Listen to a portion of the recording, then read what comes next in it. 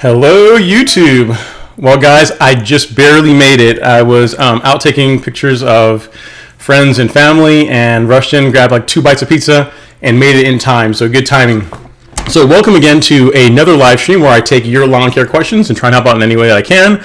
I got a couple of questions that I've had queued up from last week that I went through and have got some feedback on, so it should be fun. But really, over the next couple of hours, this is really all about you guys. Any questions you guys have, feel free to interrupt at any point. The only reason I'm here is just to be at your service to help you guys out. So how's everyone doing tonight? Where's everybody hailing from? We got Lou from Flowery Branch, Georgia. We got Charlene, some of the regulars. Who else we have here? We got Alan, Jeremy. Jeremy couldn't wait, man. He was first man in. Now, Jeremy, help me out here. Were you the one that got that recently just got the mower, right? I think you were getting the McLean, or am I confusing you with someone else? Well, very, very cool, guys. Well, just a few housekeeping. Again, if you guys have any questions, feel free to drop them in here. The whole reason why I'm here is to answer your lawn care questions. For anyone that is interested in the Ron Henry merch store, if you're looking to get a t-shirt, hat, something that looks like this, one of these clean Ron Henry hats, the merch store is right here. So YouTube.com/Ron Henry/store. So if you like supporting the channel, feel free to check that out. Well, guys, we got Dallas, Texas. We have JD in Tennessee. And we got a couple of Georgia people. Yeah, Jeremy, you're very welcome, man. I'm glad the post was useful. Hopefully some of the guys that asked questions last week tune in, because I actually went through and spent some time researching to get you guys answers to your lawn care questions. We had a cool question about grooved versus flat rollers, and did a bunch of research, and it's actually a pretty cool subject. Let's see, we got Atlanta, GA, Metro Retro, Brazil. Okay, Dallas, Texas, and Tom K. Hey, how's it going, Tom?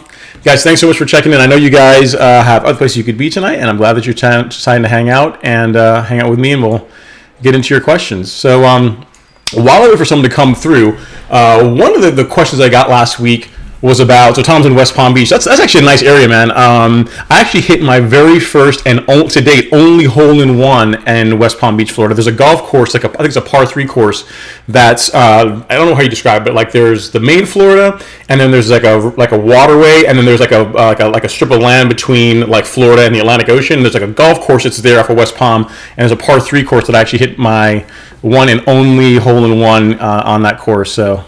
So cool, very cool. Pez Guy, New Jersey, awesome. Well, guys, one of the questions I got last week, and it was kind of an interesting subject, was around grooved or flat rollers. Fresno, California. So it's 4 o'clock there. Cool, man. Thanks for checking in, Verone. And guys, I'm going to go into my topic, but again, feel free to ask any questions. We're getting into the fall now, so a lot of the warm season guys like me, like the Bermuda and Zoysia guys, are starting to. We're getting our last fall pre-emergence in, last fall fertilizers in, getting ready to put the lawn to bed. Mine is still holding on pretty well, as is Alex's, but there's a couple of lawns around here that are already showing pretty strong signs of going dormant. So it's pretty interesting. It's almost like if you're feeding your lawn properly, it's going to stay green longer, because Alex has not overseeded. He's not like running Princess 77 or Arden 15. He's using just the Tifway 419 sod. And it's still looking really, really good. He's still nice and green. Kyle C. from Seattle, Washington. Awesome, man. West Coast. Very, very cool. Very cool. So yeah, this was what I was saying about as far as groove versus flat rollers. Because for those of you guys that have real mowers, someone last week asked, I think it was LG, asked about the question as to whether you should use what's the difference between a grooved or a flat roller, what difference it has on your turf. And it's pretty interesting that when you actually think about it, it makes a lot of sense. A flat roller is actually a lot easier on the turf. So like you take like a true cut mower that comes with like the typical roller that comes with is a flat solid roller, and because of that, your height of cut tends to be a little bit higher with that type of roller on your lawn. on your mower, and it's easier on the turf because it's not sinking down as much. Now, grooved rollers, and the reason why you see those on greens mowers and just a lot of higher end mowers and even true cuts, you can put them on there, is they allow the mower to sink or get a little bit lower. So it does a couple of things. One, you get a lower height of cut because there's a less surface area. If you think about it, like if you have a flat roll, like say this is the bottom of the roller, right? Like if all that's sitting on the grass surface, like there's a lot more support versus if you have like a grooved roller, which is like teeth, so it's just going to sink in more, right? So you're going to get a lower height of cut.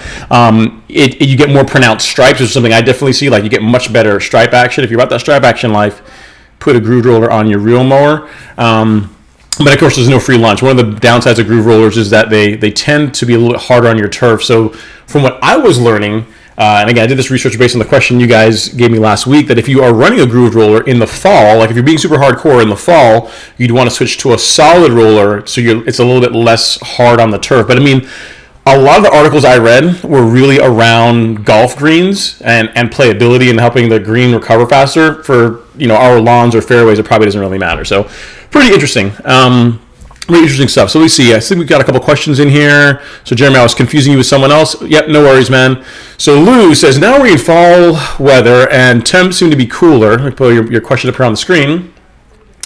Now that we're in fall weather and temps seem to be cooler, I was curious to know your thoughts on fertilizer in October. Not too high of nitrogen, maybe more of a triple 10.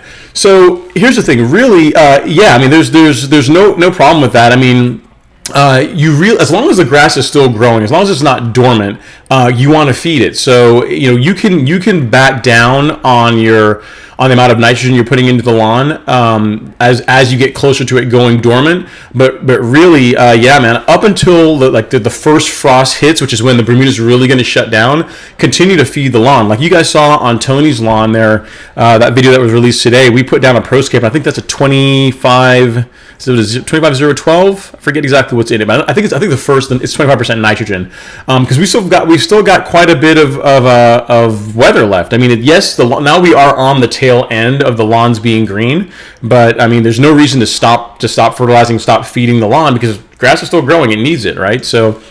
And throughout several seasons, that's what I've done. I've always the last fertilizer that I typically apply in the lawn is right around Thanksgiving. So like November is when I tend to put my last one down. As a matter of fact, if you look at like Milorganite's, I think their standard fertilization calendar, they reference 4 times a year. Then when you fertilize your lawn, you said my audio is distorted. Is my audio messed up? Is there a problem? If there is, let me know, and I can see what I can do about that. Let me see if I can turn this down a little bit and see if that helps. Does that help, guys? Just let me know if you guys are having any issues with my audio. But yeah, if you look at like Milorganite, even in their calendar they put on their website, I think the last fertilization that they recommend doing for the year is in November, like right around Thanksgiving, right? So even for a very slow release product, they have you fertilizing well into the season. So it just depends really on how your grass is. My rule of thumb is when the first frost hits, that I've got like a couple of weeks to put down what a lot of people call the winterizer. I hate to use that term winterizer because really all it is a primarily nitrogen fertilizer that feeds the lawn throughout the winter months. It helps the roots still have plenty of nutrients, and then when the springtime hits, you're gonna get a nice quick green up. So yeah, hopefully that answers your question, Lou. I mean, a triple 10 is great. I mean, really the best way to know is look at your soil test results. And I think you've been soil testing, so look at your soil test results. If you are on the upper end or upper limit of what's in the normal range, then yeah, triple 10 is going to be great. If you're low, put down. You can go a little bit heavier in the application, and you'll be just fine. Again, I've done everything from apply ProScape in November to applying Milorganite, and in all cases I've had a good result. My lawn is typically one of the last ones to go green in the area, and one of the first ones to green up in the spring. So it seems to help. So let's see. So we have a question here now from Asworth. He says, which reel mower do you suggest? California, McLean, or Allett? See, you're trying to get me in trouble, Asworth. you got to figure, man. Like which reel mower is better than which is like religion to a lot of lawn care people. I can only tell you what I have personally used. I've used TrueCut, which I'm a big fan of, and I've also recently this season got a Toro Greensmaster. So out of those mowers you just mentioned, McLean, California Trimmer, the Owlet, of those three, the Owlet is probably the most high-end out of the three. It has that interchangeable cartridge system, which is kind of nice. You get like obviously a cutting unit, but you also get a scarifier, and I think there's a couple others. If you guys, I'm not sure if he's going to chime in tonight, but there's a guy on YouTube. I think his channel is called Sunny Bermuda, and he does a really good unboxing video, and he uses it a lot. So if you're interested in seeing a little bit more about that mower, like what it will, what it's all about, what it can do, definitely check out his content. So the Owlet is probably the nicest, the most featureful of the three. The McLean and California Trimmer are also great mowers too.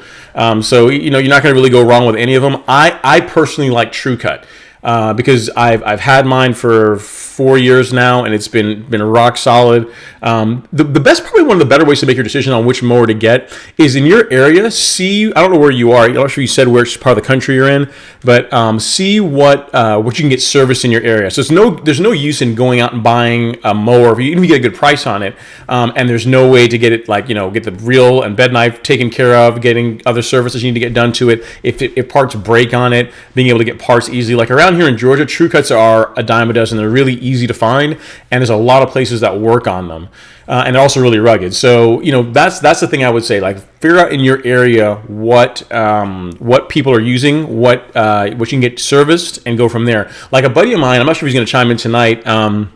Brett, he messaged me yesterday. He got a TrueCut. He's now a real mower convert, and he got it from a place that actually sharpens them, that does a service on them. So a place I think a place called RealWorks. They will sometimes they get mowers in that they can then turn around and sell. So that's a great option, because in his case he got a mower that had been fully serviced, and the reel sharpened, and it's in good shape, and he's got a place to take it back to in case there are any issues or anything. So awesome. Guys, if you guys are enjoying the live stream so far, definitely give me a like. Hit that like button. It sends good signals to YouTube and tells them to let people know that this is content that you guys are enjoying. Hopefully that answers your question about reel mowers. So, because, again, you're not going to go wrong with any of them. Big thing is, based on your budget, get one that fits, and get one, more importantly, that you can get serviced.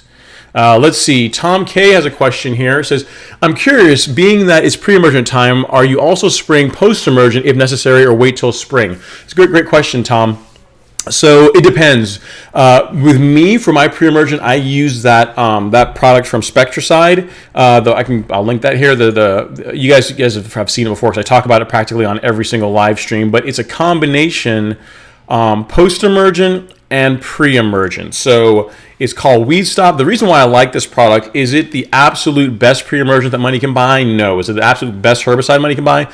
No. But it is reasonably priced. It works very well, and you guys can find it locally. So you guys can either get it on Amazon, or you can get it on that link that is sent to you guys, or you can get it at your Home Depot or Lowe's. It's really easy to find, and it's hard to mess up. One bag covers 3,000 square feet, and yeah, that's what I put down. So as far as what am I doing? I put that product down in the spring, and then in early September, so last month, I applied it as well. So I'm good until the spring. It lasts like 5 months, so I'm good.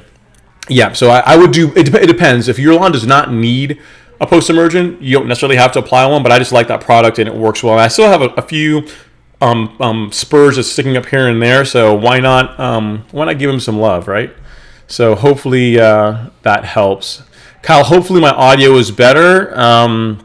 Yeah, hopefully that's good. Thank you so much for the question. Cedric, thank you so much. I am glad that you consider me to be a mad scientist. I do my best to try and share the little bit that I know about lawn care with you guys. So I'm glad you guys find it useful. Kyle C. So we got a question. We say, do you suggest putting down a winterizer now, or wait until right before our average frost date? Kyle, I mean, I would wait until temps drop a little bit more. I wouldn't necessarily do it right now. I mean, again, where I am in Georgia, we haven't encountered freezing temperatures yet. So I wouldn't put down what most people consider their winterizer fertilizer just yet. You can, if you're further up north and you're already starting to see, getting close to seeing frost, you can do that. But around here, we're not. So I am going to try and hold off as long as I can. More than likely for me, it's going to be in November, more than likely. So yeah, so just it just depends. I mean, there's not like, it's not like if you did it a week earlier, a week later, it's going to materially affect how the how your lawn does. I mean, there's people that don't put anything on their lawns all year and their grass still grows, right? So I mean, if you're looking to feed the lawn over the winter with a little bit of growth that you have to improve that root system, and then also to get that early green up, you want to put something down as frost begins to hit. I mean, the exact date doesn't really matter too much, or at least it hasn't for me. Alan chimes in saying that out of those, he would go with McLean. It's nicer than the True Cut for larger lawns. Your thumb can hurt a larger lawn if you have a True Cut. I will agree with that, Alan. The True Cut, the thumb controls, while I kind of like the ability to slip the clutch and kind of modulate how fast the drive system moves. That is kind of a cool feature, I think, in True Cuts. It does take some getting used to. Like you have to build up your thumb strength to hold that in while you are doing it. So yeah, I totally get what you're saying as far as that goes. Most definitely. Let's see here. We got a question from Jeremy. He says, Ron, I don't like the height of cut of my grass. Is it okay to cut lower? I mean, you can do whatever you want. I mean, it's Bermuda. I think you have a Bermuda lawn, so it's not like you're gonna kill it. But right now, any kind of like major changes in heights of cuts, especially down, the recovery is going to be slower. Like, as soon as we start getting that frost, that cold weather, the Bermuda is really going to slow down. So depends. Like how much are we talking here? Are you saying like a quarter inch, or are we talking like a serious change in height of cut? Like I probably would not make major changes at this point. If anything, if you want it to look nicer, just try picking up your mowing frequency. But I mean, definitely drop in the comments what your height of cut is, and I'll be able to give you a better answer than that. Lou, thanks for checking in, man. I appreciate it. The girls get the first degree black belt tonight. Awesome. That's awesome, man. Congrats. Yeah, tell them I said congrats. That's a big accomplishment. Jeremy asks, is it okay to apply Caravan G now? Yes, absolutely. Yep, you can apply it if you want to have that fungus control as temps begin to fall. Then yeah, absolutely put that Caravan G down, and you also get the bonus that it's that insecticide. So it's going to help with your grub worms, non-fire ants. It's going to take care of that, because one thing that I kind of misspoke in that video on Caravan G. I said fire ants, and it specifically doesn't kill fire ants. It kills pretty much like not fire ants, not pharaoh ants, any of the ants that really will bite you. It doesn't target those in particular, but it targets a lot of other pests. So a good thing about Caravan G is occasionally I'll get a question about moles in your lawn, like how to get rid of moles. Well, moles tend to eat grub worms. So if you use a product like Caravan G, you're going to eliminate grub worms, Japanese beetles, the things that moles like to eat. So by taking away their food source, you can take away the moles. But to answer your question in a nutshell, yes, absolutely, you can apply Caravan G now. It's a great product. I have done that, and yeah, no problem at all. Pez Guy asks, is there a way to contact you offline with a question? I am in a different situation than most of you, since I live in a retirement community that supposedly takes care of the lawn. Pez Guy, you absolutely can, and there it is. ron@ron-henry.com. That is my email address, and just drop me a line. If you got any lawn questions, pictures, and you want to send me as far as like what's going on with your lawn or whatever it is, absolutely reach out to me there. So I tried to get into the comments section as quickly as I can, and to answer comments as quickly as I can. But anytime you have a question, man, feel free to drop me a line. I get quite a bit of emails, so typically I will get back to you within 24 hours. Typically by the next day you'll get a response from me. So yeah, absolutely feel free to use and abuse that. Ask me any questions that I can use to help out with. Let's see. Babylon Do Hobbit says, your thoughts on Ryan Knorr YouTube channel? I don't know. I think Ryan's a good guy. He has awesome lawn. Yeah, I mean he always has really cool always really cool footage. I think he does a lot of the drone shots, which I think are really cool. Yeah, I think Ryan's a great guy. He offers lots of great advice. Yeah, he's got a pretty good following, so he's obviously doing something right? So yeah, I mean, especially if you have a cool season grass, he's definitely someone that you, I think he's someone that's definitely worth following. Him and Connor are both really good cool season grass guys. So yeah, he seems like a really good guy to me. Jeremy, so you see your height of cut is at 2 inches. Okay, so if you're 2 inches is on the high side for Bermuda. It's on the high side for Bermuda if you want it to look really nice. Like Bermuda really likes to be cut really at 1.5 inches or lower. So 2 inches, you're kind of getting to the point where even if you're cutting it normally, it's never going to look really like dense and thick like a St. Augustine grass can look at those heights. Well, slightly higher than that, but I mean it's just you're not cutting it at the optimal height. So ideally 1.5 inches would be better, but man, it's getting cool now. I'd hate to have you do that and then it take a longer time to recover. You can try it again. You're not going to hurt the grass. You're not going to kill the Bermuda. You're not going to do any permanent damage or anything. I mean, going down from 2 to 1.5 inches, you could try it. If we get another week or two of weather in or temps in the 70s, which we probably will get, you'll probably be all right. But just know that you're gambling. If we get like a really really cold October where we get frost 2-3 weeks from now, then you're going to be the grass is going to go into dormancy. So yeah, 2 inches is on the high side. I'm not sure if you told me whether or not you've top dressed your lawn. 1.5 inches, once you get down to that height, you should be good. But really, any lower than that for it to start looking nice, you're going to want to consider top dressing. Ray Amour, hey man, thanks for checking in, dude. Thanks so much for coming in. I always see you in the comments section and always ask questions. So thanks so much for the support. Thanks so much for commenting and watching the content, and thank you for recommending my channel to your friends. So awesome. You're doing great work. I know being in the healthcare field right now is pretty challenging, so it's good that you're still doing your part to help out with things. Let's see what else we have here. Alan chimes in on Ryan Knorr and Connor Ward, 2 different types of grass. But yeah, they do have some great videos on leveling, and Connor's got some awesome lawn equipment, man. I mean, I think he's got a couple of Greens Masters, and I think he also has I think he has a gang reel, doesn't he? Doesn't he have like a riding reel mower? I might be wrong. Maybe I'm thinking about somebody else. I think one of those two has one. I believe it's Connor. So yeah, they're both great guys. Both really genuine, seriously care about lawn care.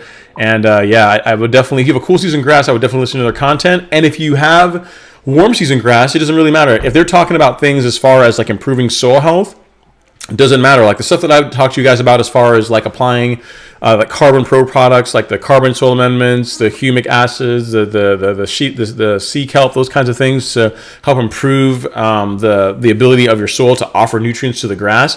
That stuff applies whether it's cool season or warm season. So yeah, depending on what kind of content they're putting out, definitely give it a look.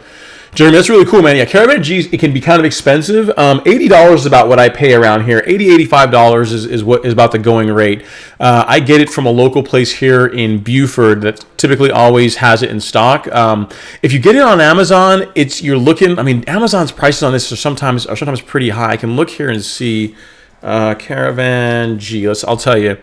Yeah, so Amazon's got this way price, or whoever's selling it on Amazon has it priced a little high at $141. So that's way too much.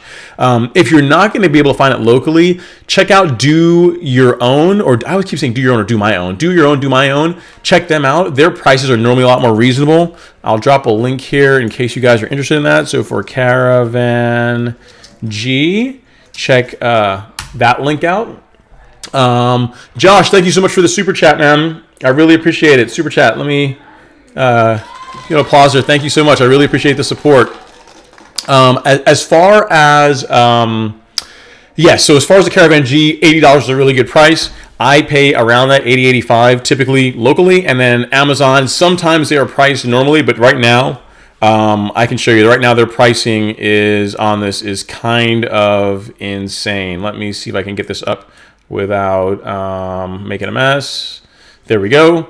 Yep. So you can see right now, Amazon is charging $141 for that, which is a little bit steep. But the thing is, they always have it. So yeah. So you got a good deal on it, man. Good job.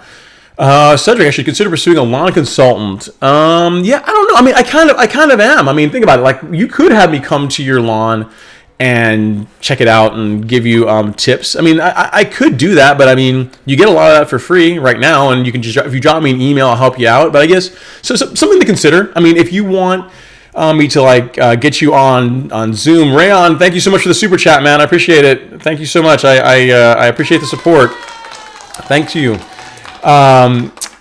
Yeah, I mean, it just depends. It's something I can consider, but the issue with doing that is that it doesn't scale well, because, like, let's say you and I have to get on a Zoom meeting. You're going to get out and you're going to show me like your lawn and show me what's going on. I can do that over that and help you out and give you tips. So I'm fine to do that if you're really interested in it. I mean, if you are, just drop me an email. You know my email, ron@ron-henry.com. But a lot of what I do, or a lot of the advice I'm going to give you, you can really get for free either on the live streams or all my YouTube videos, or just drop me an email and I'll help you out. I mean, it's something to consider. I mean, but you're right. It's something I might look into. But the issue with that is just scale. Like, at scale, that could be challenging. Awesome, guys. Thank you guys so much for the super chats. I really, really appreciate it. Alan says he's going to look forward to frosting my Bermuda. Will go from 1.5 to 0.5. So, Alan, you're going to hit your Bermuda hard. Right? Nice. Josh, thank you so much, man. I really appreciate the super chat again and the support. Ron, following you all season. Thanks. Great job this year. If you could change, this is a good point. Let's see. If you could change anything you've done this season, what would it be? Or would you add something you didn't get a chance to do? Okay, so that's a great question. If I could do anything different this year, I would have started with with a Carbon Pro G product sooner. And in particular, when I top dress my lawn, I would have put that down prior to top dressing. So, because going forward, based on what I'm seeing with this product, man, I don't really know that I'm going to really keep recommending that people do like a sand soil blend. That's a great option for putting organic material in the soil. But man, if you can spring for a couple of bags of that Carbon Pro, it's like you're getting really rich organic material. You're getting that compost and carbon, and you're not going to get any weed seeds in your lawn along with it. So if there's something I could do differently, it would have been to start trying carbon products, start introducing that into my lawn care program a little bit sooner. With my overseeding with the Arden 15, I would have waited a little bit longer. So that's, as far as things I'm going to do next year, I'm probably not going to top dress the lawn next year. We'll see. But I'm not planning to top dress the lawn next year. But next year, when I do oversee with Arden 15, I'm going to do it one more time. I'm going to take a much more methodical approach to it. So I'm probably going to wait till late May, early June, and I'm going to see if I can find like a slit seeder somewhere around here where I can really make sure I get a lot of the seed down, nice, good coverage, and then I'll peat moss the lawn. Just do everything that I see a lot of the guys that have a lot of success with overseeding do. But overall, I'm pretty happy. I'm really happy with how Alex's lawn came out. So this was a really good season. You guys pushed me, asked a lot of great questions, and a lot of the content I think was well received. But yeah, overall, that's one thing I would probably do differently. I would wait a little bit more on the overseeding, and I would have started with carbon products a little bit sooner, because they are just that awesome. They are just that awesome. I really, really like them. So to offer my services for companies as a liaison. Yeah, that could work. That could work, definitely. He needs that Real Master. He has 40,000 square feet to mow. That's an acre, man. That is an acre. I think you're talking about Connor Allen. If that's the case, yeah, dude, that's a chore. That's a chore. Let's see. Kelsey says Caravan G sounds great. Unfortunately, it's not available in Washington State for some reason. I picked up some propiconazole from Bear Advance, that word, for my grub control. If you guys ever wonder why in my videos I typically say, yeah, it contains, like, for example, I'll talk about like headway G, like the fungicide, and I'll say, yeah, this one contains 2 active ingredients for fungus instead of the Caravan G, which only has 1. It's because I have a terrible time pronouncing those types of words, and on camera, like I don't want to have to do like 17 takes. Actually, I should start doing it because you guys will probably get a lot of enjoyment out of watching me mess up and say things wrong. I was saying biochar for the wrong way for a long time. I was saying biochar and it's biochar. So after I got like 17 different comments of people like doing like car emojis because I'm saying it wrong, I got the hint. But if you got something else that has the same active ingredient, you're gonna get a good result, man. So I'm sorry it's not available, Kyle, in your state, but it's still, sounds like you got something that will work well. Let's see. We got a question from Rich B.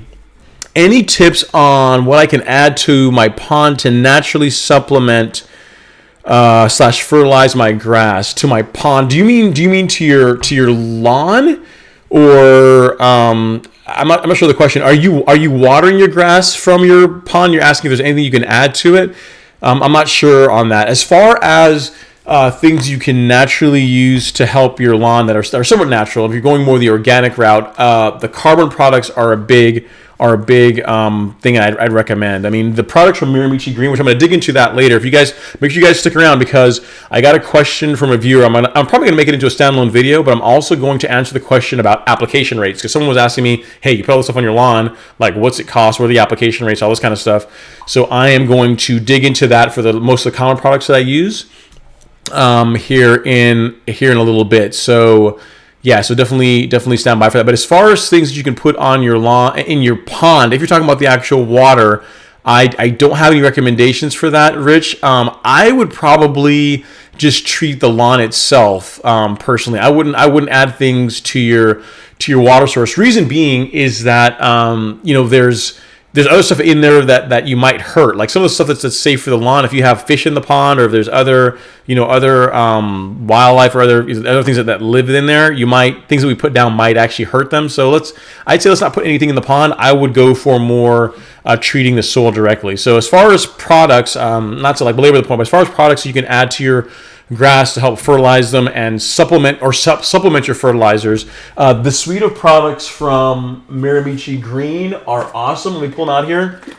So you have 2 options. If all you care about is just carbon and adding nutrients to your lawn to really help the soil just work better, to offer the fertilizers and get more out of the fertilizers you're putting down, and you don't care about fertilization, then this guy, the Release Zero from Miramichi Green, is what you want. This has got 10% carbon in it. This is an awesome product for your lawn. Really like this one. And then in a video you guys are going to see is going to drop soon, I have also used this guy. This is the Release 901C. These 2 products are essentially the same, with the exception that this contains nitrogen and a splash of potassium. So if you're looking for a fertilizer that contains that carbon, then the 901C. If you're looking for something just to supplement, just to answer your question, just to supplement / augment your fertilizers and really help your grass get more out of them, look into these liquid products or the Carbon Pro G product that you can get at any Site One. So that would be my tips. I would not put anything into the lake itself to help your grass. We might end up hurting stuff in the process. I wouldn't do that. Kyle asks a question. He says, what are your thoughts on humic acid, fulvic acid, kelp, etc.? All the big YouTubers seem to be suggesting some form of this. I think there are all many different ways of doing similar things. They are all methods there's a term like liquid, what's the term they're throwing around now? Liquid aeration, right? And what they're really saying by that is that you're basically freeing up nutrients or that are locked up in the soil and making them available to the grass for nutrient uptake. And all of these products are essentially ways of doing that. I think if you use a combination of them, it's great. If you use any of them, you're going to get good results. A good example, like the Carbon Pro L product that you guys saw me start using earlier this year. That product contains some humic acid, but also it has a lot of sea kelp in it. Like literally, that stuff is expensive, but when you crack it it open, it's like unleashing the ocean on your lawn. It's very, very potent, and it's made a noticeable difference in my lawn. So I think all those products have merit. As far as the cost on some of them is kind of out there. Depending on who you get them from, you can end up, in my opinion, probably overpaying a little bit. So that's why I try out the products from Mirimichi Green, and the one that I recommend that I think you're going to get a lot of benefit out of now, and also going forward, it's going to continue to benefit your lawn over time, is that granular Carbon Pro G product. So I'm a huge fan of that. If you're looking to really step up your game and you have a few more dollars to spend than these guys, then the liquids are also good as well. All of them are ways of improving soil health, which is ultimately going to help you get more out of your fertilizers and help you get greener grass, without spending a ton of money on fertilizers. So I'm a big fan of them. I think they offer some merit. A lot of YouTubers are using them because they work, and I guess I am now in that category. I do believe in them, and if you can spring for it, definitely do it. Some of them can be kind of expensive. The Carbon Pro G, not so much. That's for most homeowners. So that's the one, if you're going to start, that's the one I would go with. Let's see. Alan says, North Georgia people, any good place to get Anderson stuff? Been on the Andersons before with good luck, trying to compare to, say, Mirimichi Green, but Amazon is not so cheap. Yeah, Alan, I don't know where around here you can get the Anderson stuff. So I've gone to my local site one, and as well as Central Turf and Irrigation. They're in Buford, and neither of them are. I'm not sure they don't. I'm gonna say they don't carry it or they can't get it, but I've not seen it like on the shelf or like laid out on the floor anywhere. They might be able to get it, but I've not seen it. So yeah, if you find out, let me know. Drop me an email. Here's my email address, ron@ron-henry.com. If you find out, let me know, because I get a lot of questions to try out the Anderson stuff, and I just haven't, because I haven't seen them locally anywhere. I'm willing to give that stuff a shot. I just haven't been able to find it, and just from reading the bag labels, when I compare, because here's the thing with Anderson's products, and I'm sure they're great products, there is a noticeable price difference between their products and, like, say, the products that Mirimichi Green makes. And when I look at the labels, I'm not seeing a huge difference to where I'm seeing where the price difference is coming from. So, and it could be that I'm just, again, there's more to it than just the label, right? But I haven't had a chance to try it out. I would like to try their stuff, but it is kind of expensive.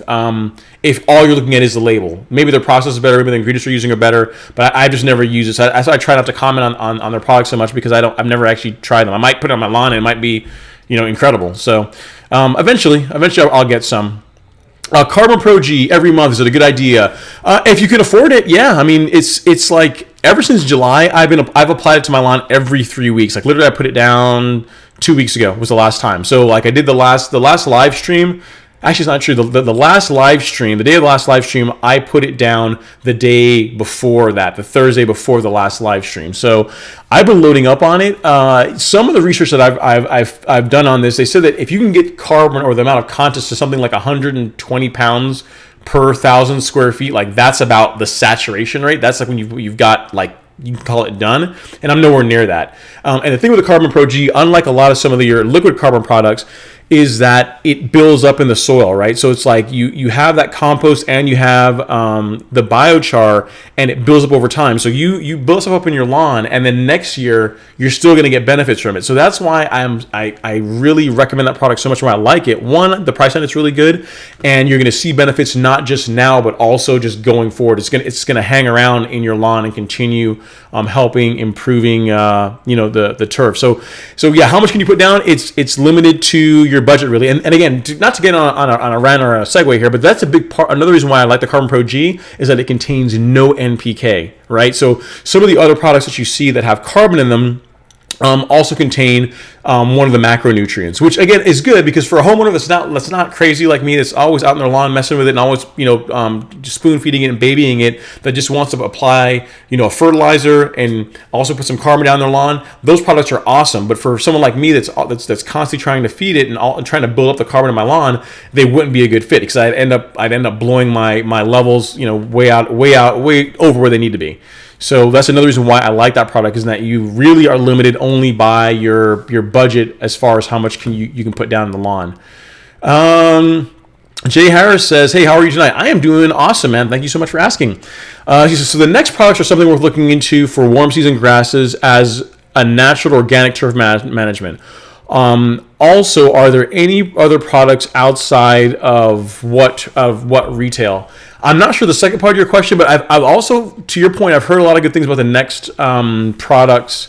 Line of products as well. I've not personally used any of them, but I've heard great things about them. As far as, like you're saying, as far as like organic fertilizations, because on that video that I did when I said I'm trying to pull back on the Milorganite and look for other options, like everyone in the comment was saying next. They were that was overwhelmingly one of the bigger recommendations that I got. So I would definitely check it out. If you wouldn't mind, let me know, like hit me again in the comments what you mean by your second part where you said also, are there any other products outside of what retail? So that just like make sure I answer your question completely. It's Cedric and it's Lon and popping with Seti Mac. Cedric, what's going on, man? Thanks for checking in on the live stream, dude. Hope all is going well. Hope you keep keeping little man out on the lawn. I always see him in your videos on the mower. So good job. You're raising him right. You're bringing him up right. Jesse, thanks for checking in, man. SMK, what's up, man? He says, hey, Ron, what's up? You know what? When SMK comments, it's going to be partially a comment and partially like a partial troll slightly. Here we go. He says, are you tired of mowing yet? I'm tired of mowing. I have to let my lawn grow out a little bit and just wait for dormancy. SMK, you can't give up yet, man. I'm not tired of mowing. I mean, I got to get out there tomorrow and mow. And no, I'm not tired yet. I mean, here's the thing. I have gone from every other day now to every 2 to 3 days. So I am pulling it back because frankly, when I was doing it every other day in September, the lawn just wasn't like nothing was coming off. It was like I was just burning up gas. So keep wear and tear down on the Greensmaster, and there's no reason to really mow it if nothing's growing. So I have cut back a little bit. I am not tired of mowing, and yeah, man. I mean, I'm not saying that I'm disappointed or anything that you're letting your lawn grow out. I mean, hey, if that's just what you want to do, that's what you want to do, man. I that's all you. It's all you. Let's see here. Let's see. So Alan talks about biocar versus biochar. He says it's pronounced. It says the car says it's pronounced char. So I don't know. So guys, so let's try and settle this once and for all. So if you guys are in the comments, so this is the word I'm talking about, right? So it's you saw Alan's comment. It's I believe it's biochar, but tell me how you guys would pronounce that word. Would you guys say biocar or biochar? So car like a car or char like charcoal? You guys let me know which way you guys would pronounce it. Because I said biocar for a while and everyone was giving me all kinds of grief. Okay, Rich, yeah, thanks for the clarification, man. You're saying that you use your pond water for your sprinklers. Yeah, I wouldn't add anything to the pond to help augment the lawn. I would do like what I was saying, either add like some carbon, like either in the form of a granular or a liquid product. I wouldn't put stuff in the water because, again, like depending on how big your pond is, you need like a lot of it, and then we don't know what it's going to do to anything that's living in the pond. So I'd say let's probably not do that. Let's see. Tom K says, I have St. Aug grass. I'd love to see you branch out and do some other yards with other grass types. Much what you're doing with yours, I'm doing with mine. Obviously not real mowing. Yeah, I mean that's a fair point. We don't have very much St. Aug around here. There is some tall fescue, but most of the tall fescue lawns are they're like on commercial properties. Like some of the really big churches around here have that, and they're always running their irrigation to keep it nice. But I haven't seen St. Aug or tall fescue, any of the taller grasses in a lot of residential lawns. I've seen zoysia. But yeah, not pretty much everything that I would recommend for Bermuda for the most part will also work for zoysia, although you just got to be a lot more careful with your applications, because if you mess up with zoysia, it's not going to be a quick recovery. If any of you guys are not new in the comments or joining the live stream, be sure to hit that like button. It definitely helps me out, helps YouTube out, lets the algorithm know that you guys are enjoying the content. So if you've not punched the like button yet, definitely get out there and do that. But yeah, Tom, I'm definitely going to do that, man. Tony's lawn I think is going to be an interesting one in the sense that it's going to be a lawn that's not going to be full tilt. It is a Bermuda lawn, but it's not going to be one where we're going to go like crazy like Alex's lawn on it. So it's probably a little bit more. It's going to resonate a little bit better with like homeowners, like most homeowners are trying to achieve. But that's a good point. I'm going to try and incorporate another lawn type. I'm gonna see if I can find someone with a zoysia lawn. There's a guy across the street from Alex that has a zoysia lawn. He just put it in. Maybe I can ask him if he'll let me give him some lawn tips and film it and get you guys some cool content. The lawn is looking really good for just being put in. So yeah, awesome. Let's see. Tom says, I agree with you. The matter of fact, I was doing research for Lesco carbon products, which is how you found my channel. Awesome. Rich says, do you use boric acid as a natural supplement and insecticide? It's also safe for bees. I don't know. I've not particularly applied boric acid on its own to my lawn. No, I've never used that. I'll look into it though. If it's natural and doesn't really have a lot of any negatives to it. Sure. Yeah, definitely look into that. First I'm hearing about that, so I'll learn something new. Actually, make a note of that. Something to look at for next week. Research boric acid as a supplement. Cool. Thank you for the research point, Rich. Appreciate it. Chris Dada, what's a good box store, Home Depot and Lowe's fall fertilizer that I can use? So a good fall fertilizer in a big box store. So here's the thing. A lot of it depends on your soil test results. So if you've already got if you've already done your soil tests, Chris, and your phosphorus levels are good, I wouldn't want you to put down anything that has phosphorus in it. Typically there's going to be like a Lesco or something at Home Depot or Lowe's that you can find, and those are good. Those are good fertilizers. I mean, you can use that. The Scott's brand of fertilizers are good. Like whenever we're doing a starter fertilizer, I really like the Scott's one. They make a great fertilizer. But I'd say the big thing you want to watch is phosphorus. So don't add phosphorus to your lawn. Like, so in the NPK numbers, like you want that middle one to be a 0 unless there's a reason, unless you know for a fact, based on your soil test results, that your lawn needs phosphorus. Don't add that just carte blanche to your lawn. That's one of those things that builds up in the soil over time. But yeah, any of the fertilizers you see there can work. The Scott's ones are good. The Lesco fertilizers that you can find at Home Depot are also good. They're great fertilizers. I mean, here's the thing. You guys see me using a lot of the the Lebanon turf ferts, and I really like those products because they have a fast and slow release component to them. The quality control is excellent. And they also contain a little bit of iron, and they just produce a really nice green in the lawn. But a lot of the fertilizers you're going to find in the big box stores are also good fertilizers too. They're not going to be like those fertilizers, but they're also not going to cost what they cost.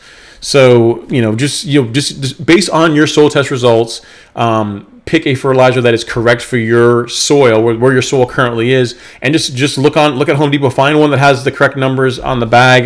Again, Scott's, Lesco, those are good brands to go with. You're gonna get good results on those. Let's see. I'm butchering your name. I am so sorry. Udis Santana says, hey Ron, when is it time for pre-emergent for us in Atlanta? Will you make a video about it? Thanks for all your advice. Now is when you can do it. I will do a video on that. I'll do a video on pre-emergent. I've already put mine down, but I will do a video. I'll take that as something I'm going to get done. What is today's Friday? So I'll get that done this weekend. I'll shoot a video this weekend on fall pre-emergent. I think I've already done. Didn't I already do one? That topic sounds familiar to me. I think I've already done a video on fall pre-emergent. That's what I'm saying. I'm surprised I didn't.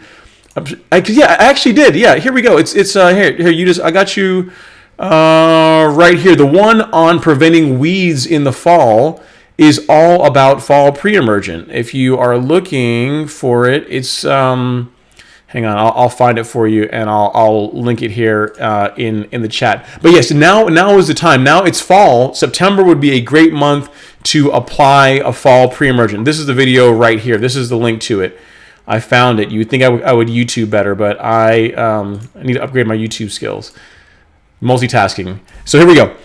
That video, which I'm linking right now, is fall pre-emergent. So this one is all about that. So literally, I go on this big discussion about why you really need to put down pre-emergent in the fall. I show you the effects of the product that I recommend on Alex's lawn. So now is the time. Like if you've not done it yet, do it now. You've got a couple of different options. You've got you can go with the granular route, which is what I tend to do, that Spectracide Weed Stop.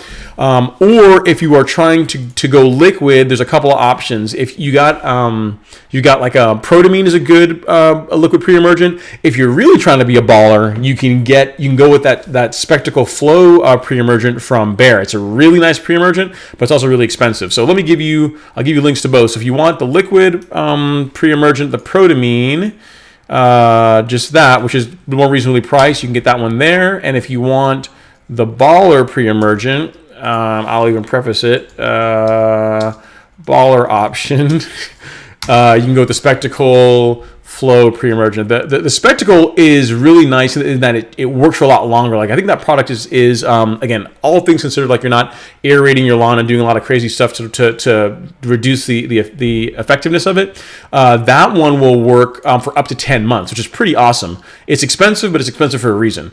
So yeah, hopefully you guys find that helpful. So Charlike, I'm getting a bunch of Charlike Church. Let's see. So yeah, hopefully you found that useful. Let's see. I'm looking for other questions here. Chris Data talks about how I think you're talking about Anderson's product or their DG technology, the instant dissolve. That's the one thing. So that's one reason why their stuff is more expensive, right? They have their dispersion technology is really, really good, and that probably makes the product more expensive to create. Let's see. So the question from one and only Mr. X and Mr. Y. Thank you for your videos. The grass is still dead. Week 2, no grass. What else can kill grass forever?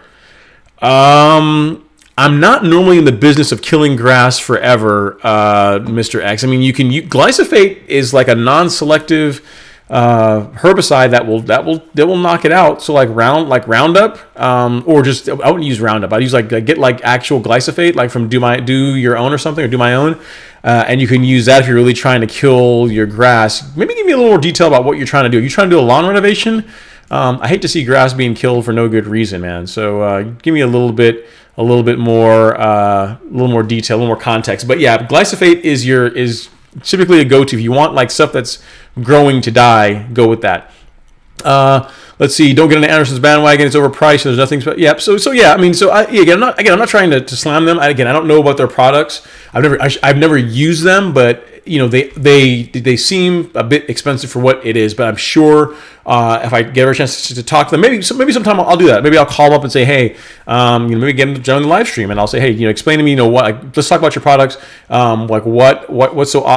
Explain to me what makes you guys awesome. Like, what's your secret sauce? Awesome, man. Thank you so much, Tom, for the super chat. I appreciate that. I appreciate the support, man. You're gonna help me buy some more fertilizer. So thank you so much. I really appreciate it. Let's see here. So Jay Harris said, I didn't really mean retail. I meant other big box stores. Yeah. So pretty much, yeah, man. Pretty much, your Home Depot and your Lowe's. You can get great, you can get good products at either of those. I think that was the question you asked me. It's kind of all running together. And again, guys, I don't want to turn this into like a slamming any brand stream. I mean, again, Anderson's is more expensive, but I mean, it's very rare. Here's the thing. Okay. Here's the thing. Very few things in life are expensive for no reason. Like my Greensmaster costs a whole lot more than my True Cut, and there's a reason why it does. It cuts a lot better. Like Anderson's products, they are expensive, but I've never used them, but they probably are more expensive for a reason that I'm just not aware of. So before I cast judgment, say they're super overpriced, I either need to try them out or do more research into them and be able to to understand what makes them so special. But yeah, I mean, most good stuff like the products from Miramichi Green, like their liquid products, tend to be not super expensive, but compared to the Lesco products, they're more reasonably priced, but they still are expensive for the common homeowner. But what they do makes them worth that, in my opinion. So everything is there is no free lunch. Let's see. So Kevin D. Jones says, hey Ron, I noticed whenever you mow, you don't bag clippings. Do you ever bag? I was under the impression that Bermuda clippings do not break down and cause thatch. So the only time you are correct, I do not typically bag my clippings. The only time that I bag my clippings is when I scalp the lawn in the spring. So when I go out and I'm doing like a heavy scalp of the lawn to knock it down and just get it ready for all the fun that's about to ensue for that growing season, I will bag that, because it otherwise just creates a huge mess in the lawn that takes a while to break down, and that can contribute to thatch buildup, right? Because now I've cut down. In my case, is going to be a solid inch and change of grass, of essentially dead grass, and just leave that on the turf, and that's can create a problem. I mow my lawn so frequently, like when it's growing vigorously, like during the summer months, like every other day I'm out there cutting it. Even with PGR, I still get out there and cut it. Why? Because I enjoy doing it. Yes, I know I'm crazy, but I just like doing it. So what comes off my lawn is very, very slight. We're talking about very, very slight clippings, which break down quickly. So I don't necessarily agree that that Bermuda clippings cause thatch and that they don't break down. I think it depends. If you are mowing your lawn only when it looks like it needs to be mowed. So if you're mowing your lawn once every 2 weeks, then yes, you probably should bag the clippings because that will contribute to thatch. Because you're cutting off now like maybe an inch and a half of grass. Maybe not that much, but an inch of grass, and that's just longer to break down versus when you're cutting off, 2/10 of an inch, whatever, then that's not very much. I mean, a lot will blow away, and that very little bit will dry up and break down quickly. Another thing to consider too, Kevin, that about bagging your clippings versus not. If you don't bag your clippings, your fertilization requirements also go down a little bit. So if you're bagging your clippings, you're also taking organic material, some stuff that can be used as fertilizer when it breaks down, natural fertilizer, and you're throwing that out. So your fertilization requirements go up slightly as well whenever you don't bag. So I choose to not do it other than when I am scalping the lawn in the spring. So and I've not had any issues with thatch buildup or anything like that on my lawn. I don't have any fungus problems or any of the other issues that you have when you have a lot of thatch in your lawn. So hopefully that helps. But it just depends. Depends on how much you mow. If you're mowing a lot, you typically don't need to do it.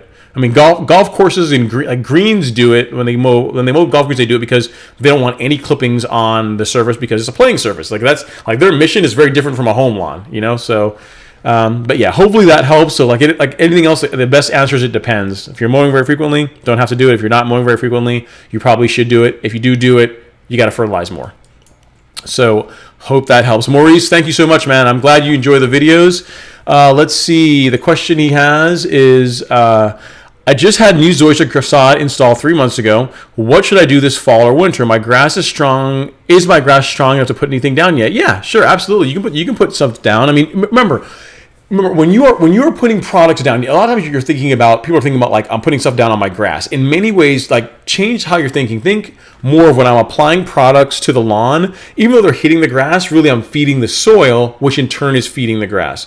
So outside of liquid products like PGRs, like T-Nex, things that are absorbed through the leaf, like foliar absorbed products, I mean, pretty much get a soil test done, and based on what you see in the soil test results, treat your lawn accordingly. If you need a place to get a soil test or are looking for one, check out this link to the one that I like to use. Is from My Soil. I'll tell you right here. Let me put that in chat. Soil test is here, Maurice. And based on what those say, based on what your soil test results say, that's going to dictate what we should do to your lawn. 3 months is enough time. Like, I mean, you can put down, I wouldn't top dress your lawn at 3 months, but as far as feeding it and feeding the soil so that you get a nice, healthy lawn, absolutely.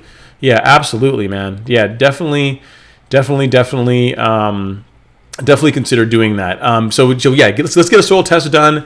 And based on the soil test results, once you get those results, if you have any questions about interpreting the results or looking for product recommendations, feel free to drop me an email here. That's my email address that came up on the screen, ron@ron-henry.com. Drop me an email whenever if you have any questions, and I will do my best to help you out. All right, so let's see. Where were we in the questions? Let's see. So we've got Alan saying biochar. So there's a lot of people. It goes back and forth, guys. So I'm just gonna say, I'm going to just keep saying biochar, so I'll say biocar. So that way I'll make everybody happy. How about that? Oh, thank you for the subscription, the one and only Mr. X. I really appreciate it. Thank you so much for joining the madness that is the Ron Henry Lawn Care channel. Let's see. T. Bennett. We're going to get, here we go, the weekly question. I always get this question, Todd. All right, I'm guessing it's Todd. The reason why I said Todd is I knew a guy when I used to fly model helicopters. His name was Todd Bennett. Really good RC helicopter pilot. And so I just thought let's jump to that. Anyway, so thoughts on overseeding rye while Bermuda goes dormant. Trying to get this Augusta Masters grass going. It depends. So you can overseed your Bermuda with rye. I personally don't do it, and here's why. One, I catch enough grief from people who are already overseeding my Bermuda, right? So can you imagine if I overseed it with rye, like what you guys would say? But the big thing is that when you overseed with rye, once the rye is fully grown in and the Bermuda is fully gone, it looks gorgeous. It looks great. Like you get green grass throughout the winter time and springtime when it's cool. It looks really good. The problem that I find that I've seen with a couple of lawns that I've seen where that's been done is during the transition periods. So whenever the Bermuda is going into dormancy and the rye is coming up, that is when, that doesn't look too bad, but really more so when you're wanting the ryegrass to die off in the spring and the Bermuda to come out of dormancy. Now you're dealing with two grass types that are competing for resources. So what tends to happen is on the lawns that I looked at, it doesn't look good because like if you look at like two different types of Bermuda, right? Like Princess 77 and Tifway 419.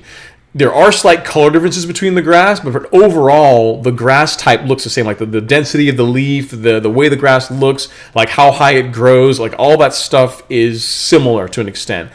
Rye and Bermuda are different enough that in the spring, it's going to look unsightly. It's going to look weird during that time period whenever the rye is dying off, the Bermuda's coming out. You're going to slow down your Bermuda coming out of dormancy. And to be completely honest, I hate cold weather. And I don't want to mow my grass during the winter time. So that's a huge, I gave you all the reasons, but the truth is that I just don't want to mow the lawn during the winter months. So if you're fine with the lawn looking, with getting used to that transition period, that difference in grass type when the lawn is going into dormancy and coming out of dormancy, then sure, overseed it. There's a lot of people that do that and have great results with it. I just don't like it because one, I don't like the way it looks, and two, I don't want to mow grass when it's cold. So hopefully that helps.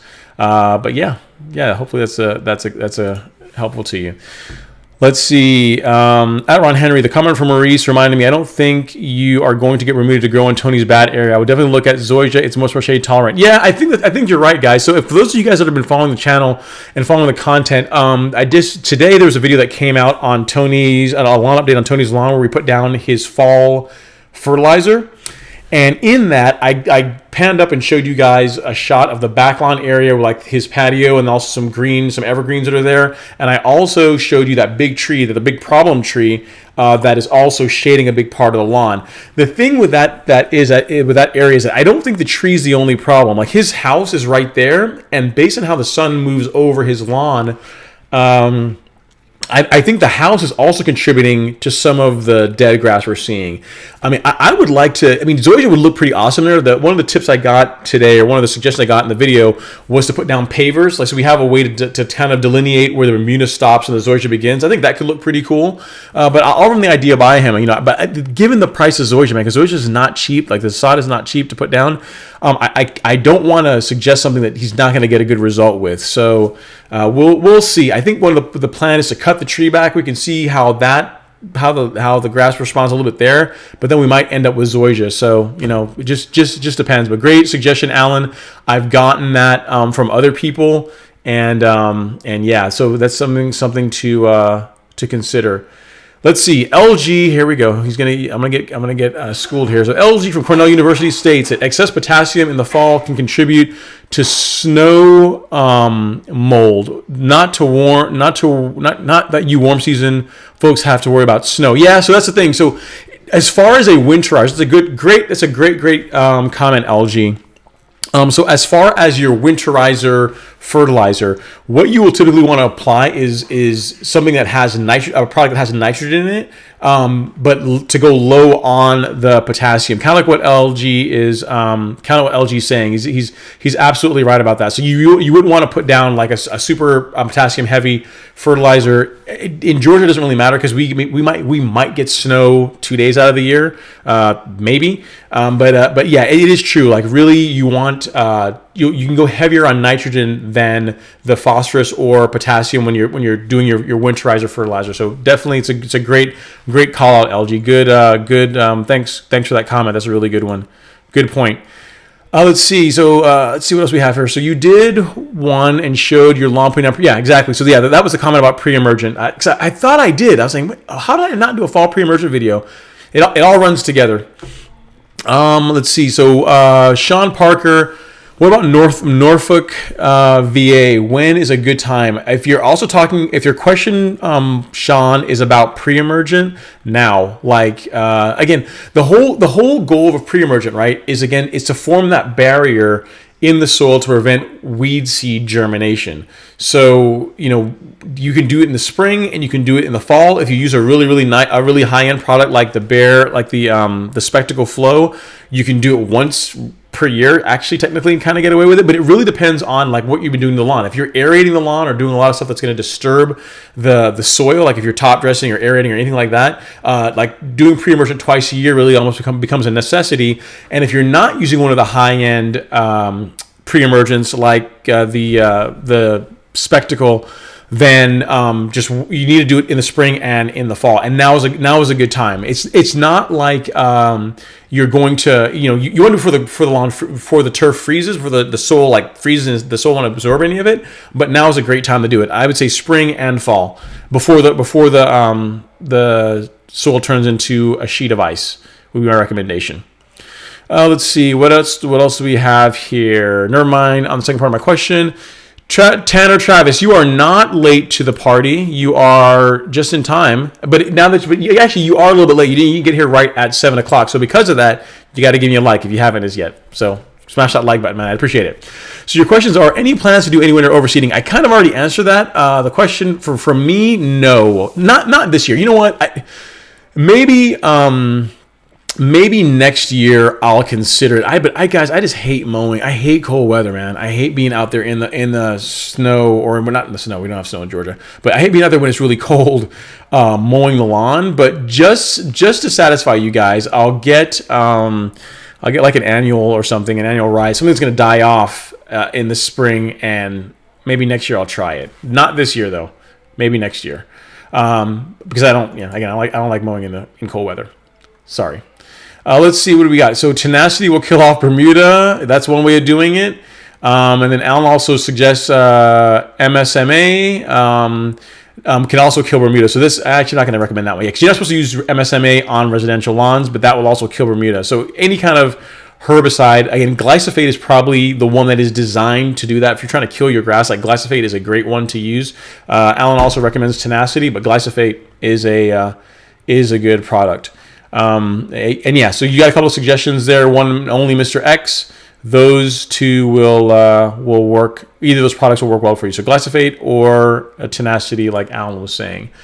So we have a question here from Super TA 329. He says, I am on day 20 with my Blue Bank English Ron KBG, and it's going great. Germination took place on day 6. I'm itching to apply some liquid fert. Is it too soon? They say wait 4 to 6 weeks. Well, you're on your day 20, man. So you only got a little bit more. I would give it more time, because here's why. Like grass seed is expensive, and I would hate to have you do anything that's going to harm your lawn. If you must do something, if you must put something down on your lawn now. What I would use is something like this. So something that's going to feed the soil, help your grass, help the soil, and will help scratch that itch to put down liquid fert, use something like this. This is like the Nutri-Release 202 from Miramichi Green. It's only 2% nitrogen, so you're going to feel like, hey, I'm putting something down on the lawn, but it's not so much as you're going to damage the grass. And this also contains a little bit of carbon in it, so it's going to feed the soil, feed the lawn, help the new grass, and it's not so strong that you're going to do damage. So this is what I would use if you absolutely must. You can't wait the specified period of time that was so carefully written on the bag. That is what I would use, something like that, because you're not gonna damage the lawn, your new grass doing that. So hopefully it's good to hear that you're getting good germination, man. That your project is going well. Awesome. Yeah, definitely do something like that if you really want to like kind of break the rules. Because I'd hate to tell you to put down something like a Brand Supreme Green, or even like the 901C, even like this. Is that 9% nitrogen? It's not a lot, but I'd hate you put all this work into your lawn. I don't want you to, because outside of a couple of weeks, do something that's going to damage your grass. So good, try that Nutri-Release. It's only 2% nitrogen, 2% potassium, and it's got some carbon. All great things for your grass, all great things for your soil. So that is what I would do. Let's see. The one and only Mr. X says he cuts his grass in the low slope with a zero turn. It takes 4 weeks for the grass to grow back on high. Let's see. What does LG says? He gives me one here. LG's question. Hey, Ron, suppose for some odd reason they stop making Brand Supreme Green. What would be my next go-to liquid for? You know what? Listen, guys, I promise you, LG and I do not have this thing going on where I'm saying, hey, man, ask this question in the comments so you can set me up. I can look like a genius. Literally tonight, I'm going to show you guys another product that I'm going to, that you can use. And it's kind of in a lot of the links of my videos as far as a supplemental, as far as like a substitute for Brand Supreme Green, because you can't really find Brand Supreme Green anywhere easily. And I'm going to link that right now. Let me get the link here. Make sure Ryan Noor will probably like this. He'll be like, hey man, you're plugging my products. You are awesome. Thank you so much. So if you can't get Brand Supreme Green, what I'd recommend LG is this product. So this is a organic micronutrient booster from Simple Lawn Solutions. It contains, if you look down here, I'll put a link. Actually, let me put a link in down here so you guys can check it out. So let's see, micronutrient. And bam, you guys can read it for yourself. But this guy contains the zinc, the iron, the magnesium, the sulfur. It's a great product, and this is what I recommend people use outside of the Brand Supreme Green. So if you're looking for a micronutrient, that is what I would go with. If you can't get the Brand Supreme Green, let me see. I got a super chat from Russell M. Russell, thank you so much, man. I really, really appreciate it. Thank you so much. Thank you so much for the support. It definitely helps out. Thank you. Appreciate it. Todd, also thank you for the super chat, man. I appreciate it. Thank you guys. Thank you guys for the super chat. Definitely helps with helps the cause and helps me keep the lawn fed. But yeah, that product from Simple Lawn Solutions, that guy there is a great option for a micronutrient, and you can get it easily on Amazon. And I put a link down there below, so if you guys are looking for that, you can pick that up. It's a good product. That is what I would go with. That's what I would go with. So I would use that as your micronutrient, and then you can pick, like I think Simple Lawn Solutions also makes a liquid fertilization product. But honestly, man, if you guys can get down with one of the Carbon Pro, I'm not the Carbon Pro, the 901C, like that's what I would go with. The application cost, I actually did a breakdown here. The application cost of the 901C is comes out to be $1.62 per 1,000 square feet at the low rate, which is 2 ounces per thousand, or $3.24 per 1,000 square feet at the higher rate, which is 4 ounces per thousand. So 901C, anywhere between $1.62 or $3.24 per 1,000 square feet. So you can kind of get an idea what it's going to cost you to apply that product. So if I'm looking for a fert, that's what I would use. But for a micronutrient, the product that I just linked there from Simple Lawn Solutions, that is what I would recommend. Yeah, so Alan says, the young KBJ can burn pretty easily. Yeah, so if you're going to do anything, man, like a 2%, the one I just showed you, that's what we could do, or just do nothing. Let's see. David Free asked a question. Any suggestions on how to keep my Bermuda lawn from creeping into my flower beds? Have stone edging, but grass seems to grow under it. What can I do to control this? Welcome to the world of Bermuda. So what I do is I just spray it. There is a non-selective herbicide from Miramichi Green that I've tried out, or this is a particular case, a use case where you could use Roundup. I'm sure some guys will have some comments below, or in the comments some other suggestions. I've seen some people do things as much as there are like those hard borders, kind of like what you see. What's supposed to describe it? Almost like you see in like in Disney World, they have them a lot of times where for the mowers to run it right against. It's almost like a 4-inch or 6-inch piece of like metal sheet. I've seen some cases where people will dig down and put that in. But like we've already got your pavers in place, but you would dig down, put that in place, and then put your pavers on top of it. So you have like, instead of just having your pavers where the Bermuda can grow over it or under it, now you've got this barrier that will lessen the chances of that happening. But in my case, man, I just use Roundup. I just go over it, and once every few weeks, I'll go and just look and see where it's creeping over, and I'll spray it. And then I always make sure I always edge. So I cut off any freshers that are going over whenever I edge the lawn, and I just hit it with like Roundup. So there's probably some other suggestions, but that's what I do, and I have pretty good results with it. So hopefully that helps, David. Hopefully that helps. Let's see. And SMK says they're expensive because they're hawked by fake doctor sales. I'm not gonna read that. SMK is giving his feeling on pricing for certain products. Let's see here. Alan says he never bags his lawn. And since I'm back from being away from for quite some time working overseas, I usually mow once a week for lawn clippings, and I use a lawn sweep to get them up. Yeah, so that's an option too. You can bag them and get them off your lawn. That's the use case where bagging makes sense. Like if you were gone on vacation for a week or two, and you cut the lawn, then yeah, I would get those clippings off, not because you're trying to throw away all that free fertilizer, but because you don't want to just have one is going to look ugly when they all turn yellow, and that's the kind of stuff that can contribute to thatch buildup if you do it regularly. I think if you only did it one time, it's not going to really matter. But if you made a practice of doing that, you're gonna run into issues potentially.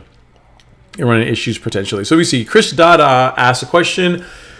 I've been told no pre-emergent on new grass until after a year of growth. Is that correct? I've not done that. And when my lawn was new, I'll tell you what, this lawn was put in December, and that following spring, April, I had pre-emergent on the lawn. So I don't know. I don't know what to tell you, man. Yeah, I mean, I did it. I don't know the reasoning why they say a year. But in my case, I've not found that to be true. But there probably is some truth to it. There probably is a reason why someone is saying not to use pre-emergent on new grass. In my case, I didn't do that, and there's been no issue whatsoever. So I'm not sure, Chris. I will look into that. That's a good question. I should know the answer to that. So I will do some research, and that'll be something I can talk about next week. Pre-emergent, too early. All right, new grass. Cool. Thank you for the question. That's a good one. Let's see. So Alan says the entire first year, let it go on new seed. Don't worry about the weeds.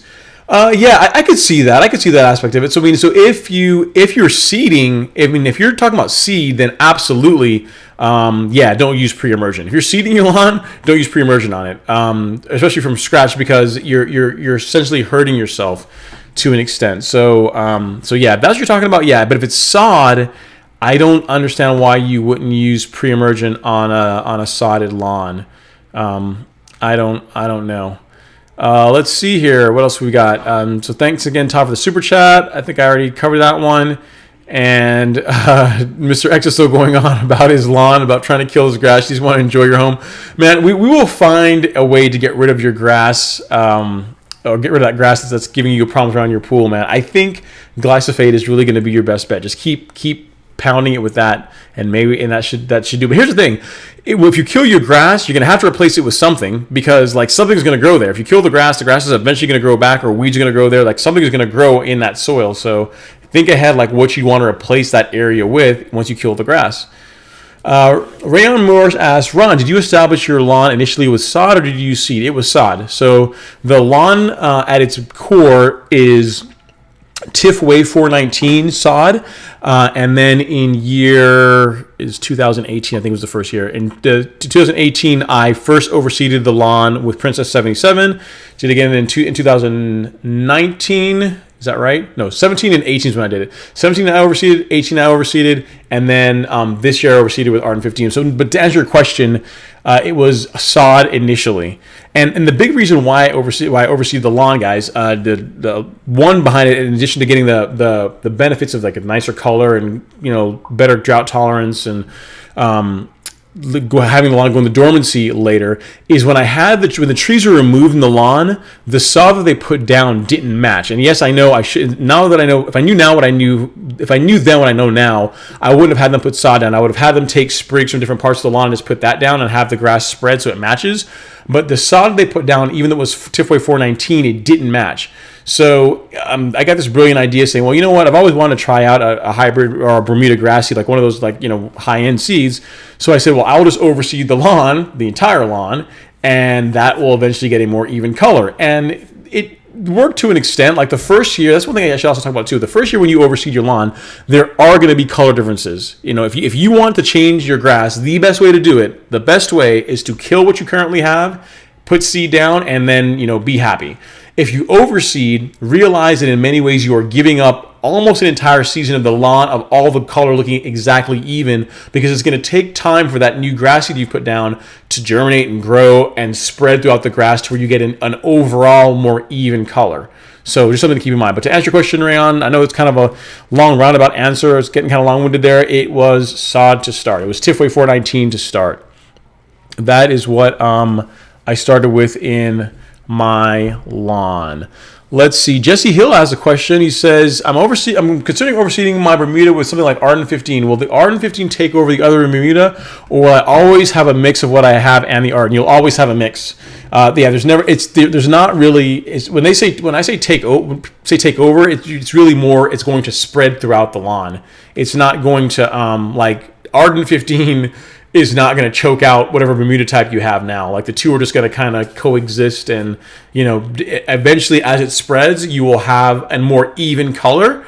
But again, if what you're looking for is kind of what I just said, if you're looking for the most even color as possible, the best way to do that is to kill your current grass, like glyphosate your entire lawn. It's going to look hideous, but glyphosate your entire lawn, get rid of that old grass, and then seed from scratch. And that is going to get you the most uniform color as quickly as possible. Here's the thing, even when you glyphosate your lawn and you kill it, like some of the old grass is going to grow back. But when you kill it all off, you are giving the seed a much better chance of growing in, and it's not going to be competing against the existing Bermuda while you do it. So you're going to get a better result faster. But yeah, to answer your question, you're always going to have the other Bermuda, but over time, the color will look more even as it begins to grow throughout the lawn. So that will help you, hopefully help you decide on which way you go. SMK says, Norfolk, your kind of weight, use Syngenta soil temps to know your best temps.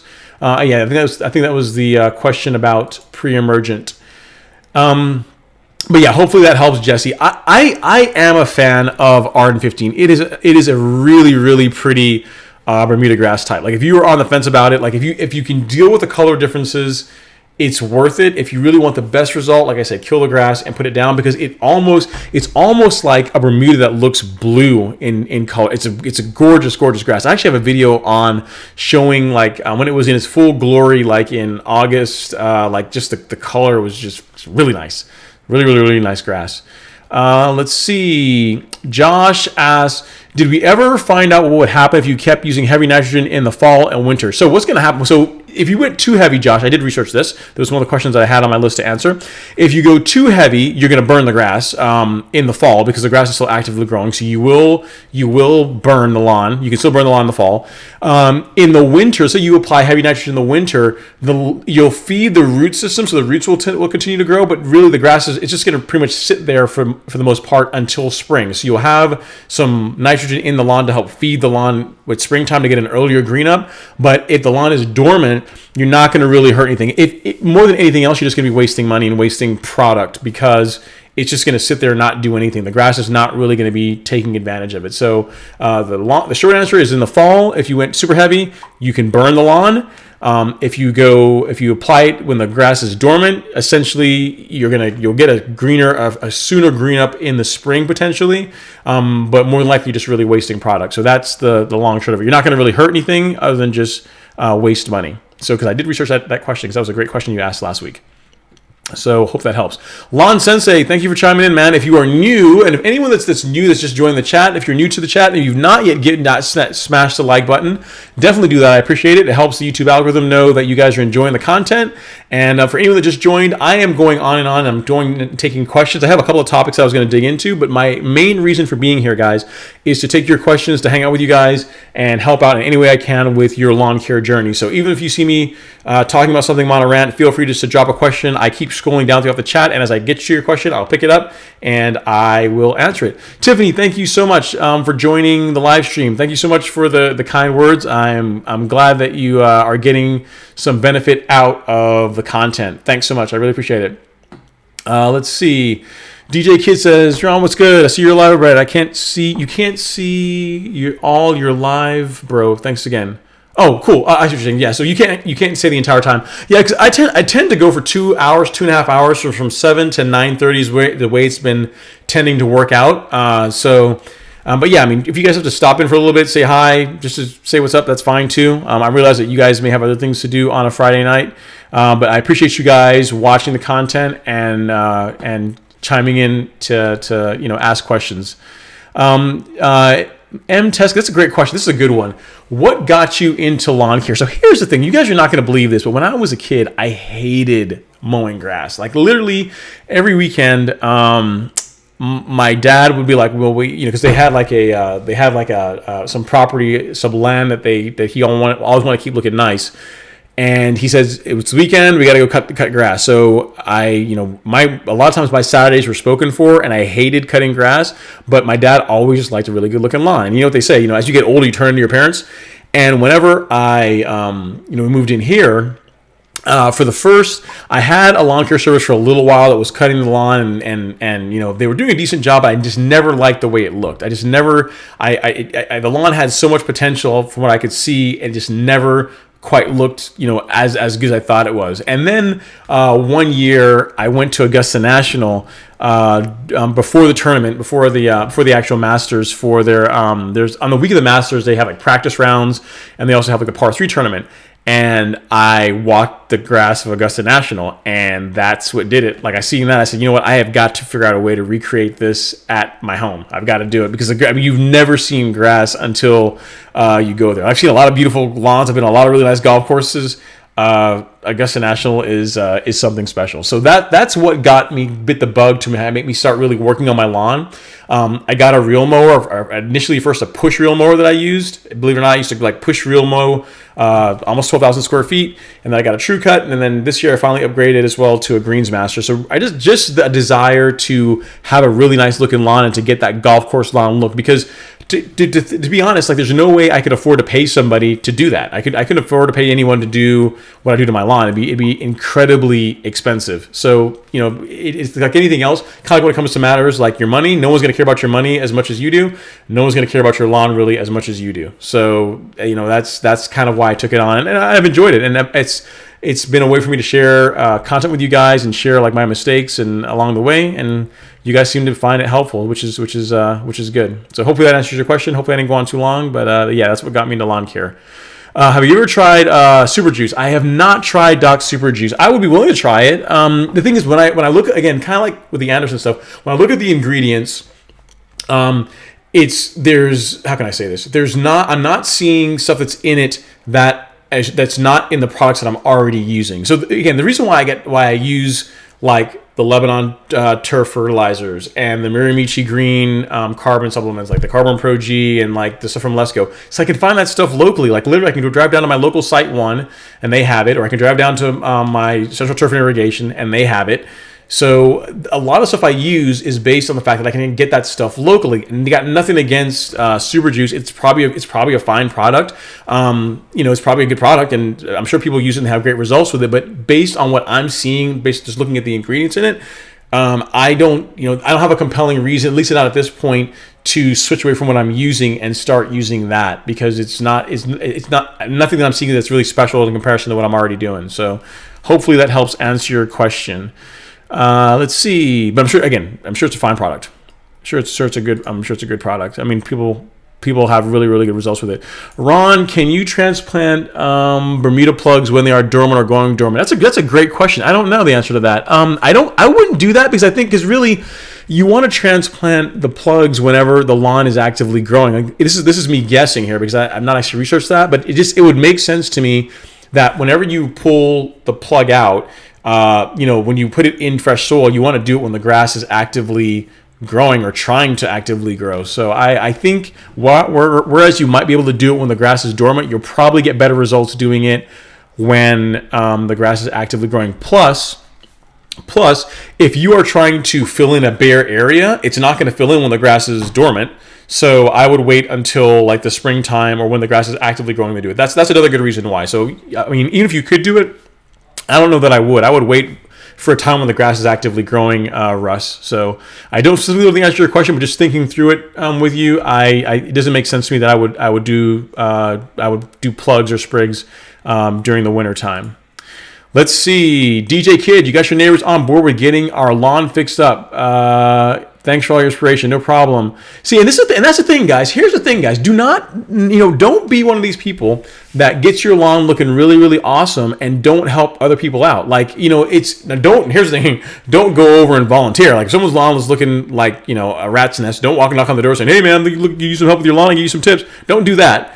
But I mean, if someone is asking you, hey, your lawn looking really cool, any tips of how I can make it better, definitely share the advice. Don't be one of these people that just wants to have the best looking lawn on the block and not help out, man. Like, good lawns are a benefit to everybody. Think about it this way. It's going to help your property value, because if their lawn looks really nice, if someone's driving around, they see nice lawns, you figure if someone takes care of their lawn, more than likely they also take care of their homes. And that's not always true, but it's a fair guesstimation to make, right? So if your neighbor is looking for help, you learn something new, definitely help them out, man. Don't be one of those people that holds back all the info. And for any of you guys that are new to the channel or new to this live stream, if you guys are not yet subscribers or would consider subscribing, please do so. I mean, it helps me out, helps the channel out, and allows me to help making great content. You'll get notifications that way. So there's my shameless plug, trying to grow my subscriber base. Let's see. We have a question. Splash Myers. I got to catch up on comments. I am behind. Splash Myers says, I have a question about the soil test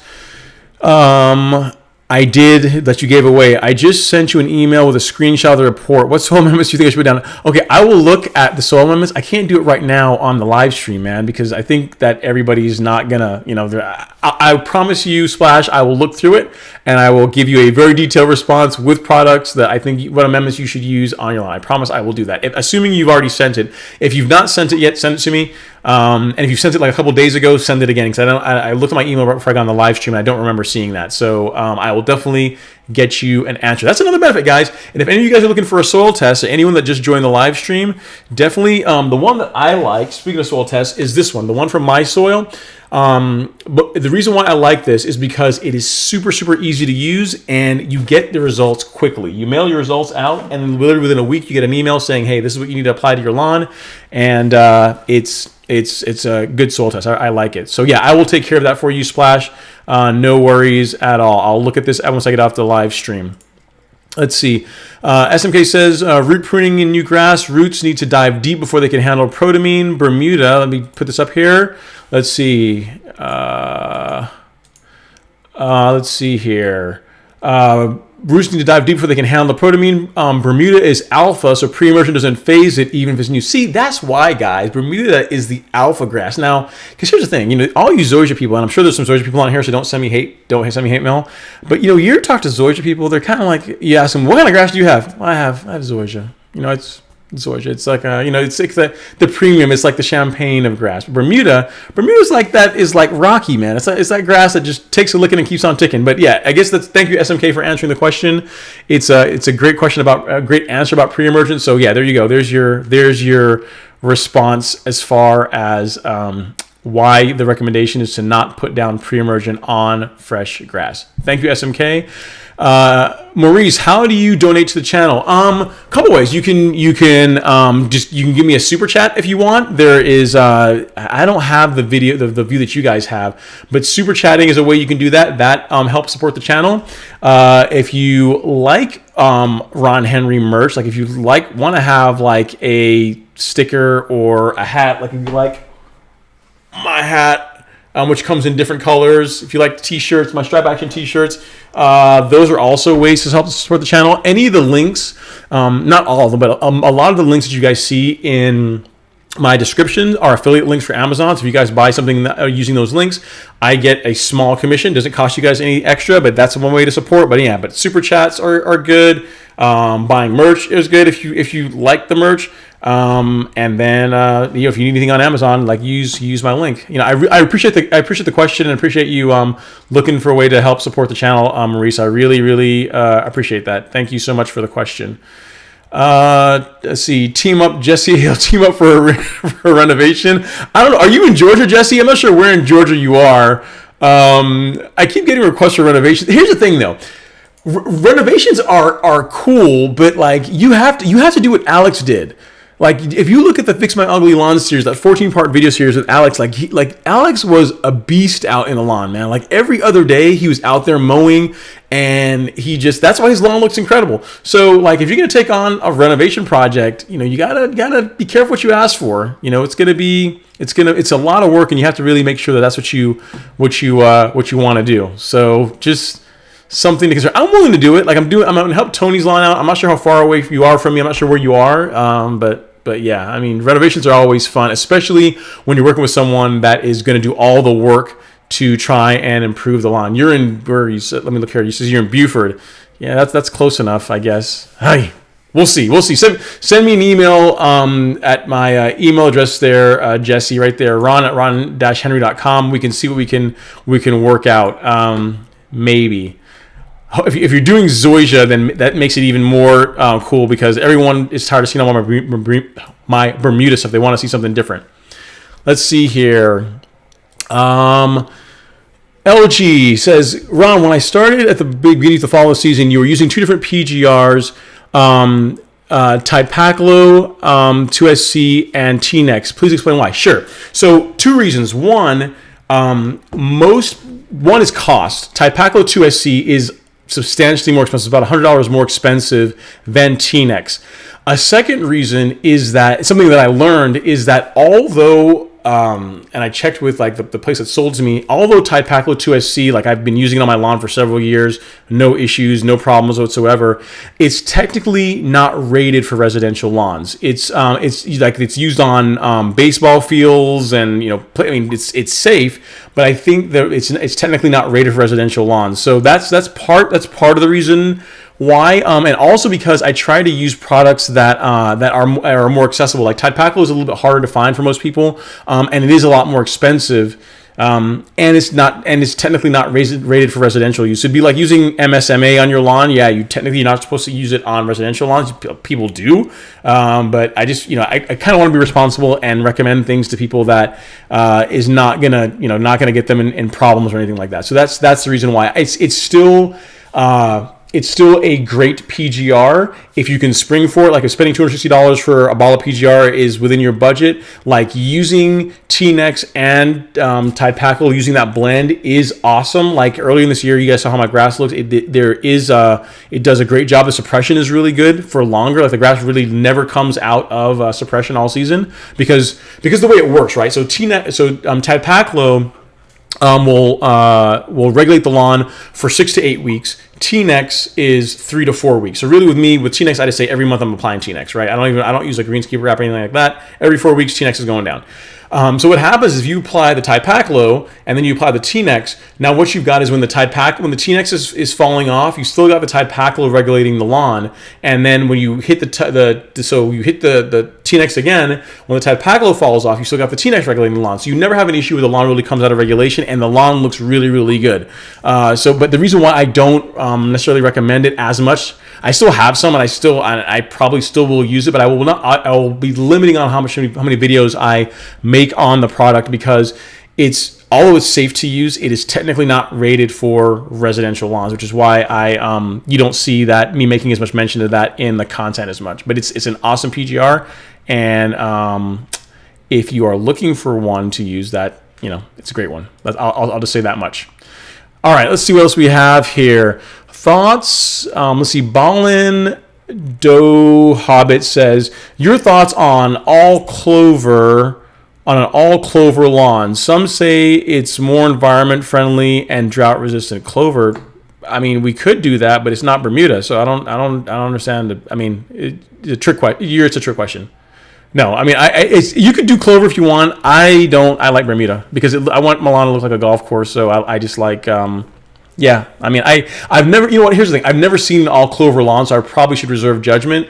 But a lot of people consider clover to be a weed. I mean, so up north people consider Bermuda to be a weed. But for me, I like Bermuda. It looks cool and it's a fun grass to play with because if you mess up with it, it doesn't stay messed up for very long. So it's an option. If you were looking for an entirely all green, very environmental friendly option, try out clover. But I've never seen it. I don't know what it looks like. I'll have to Google it here once I get out the live stream. But yeah, for me, I want an actual grass type, if that makes sense. Good question though. I've never gotten that one before.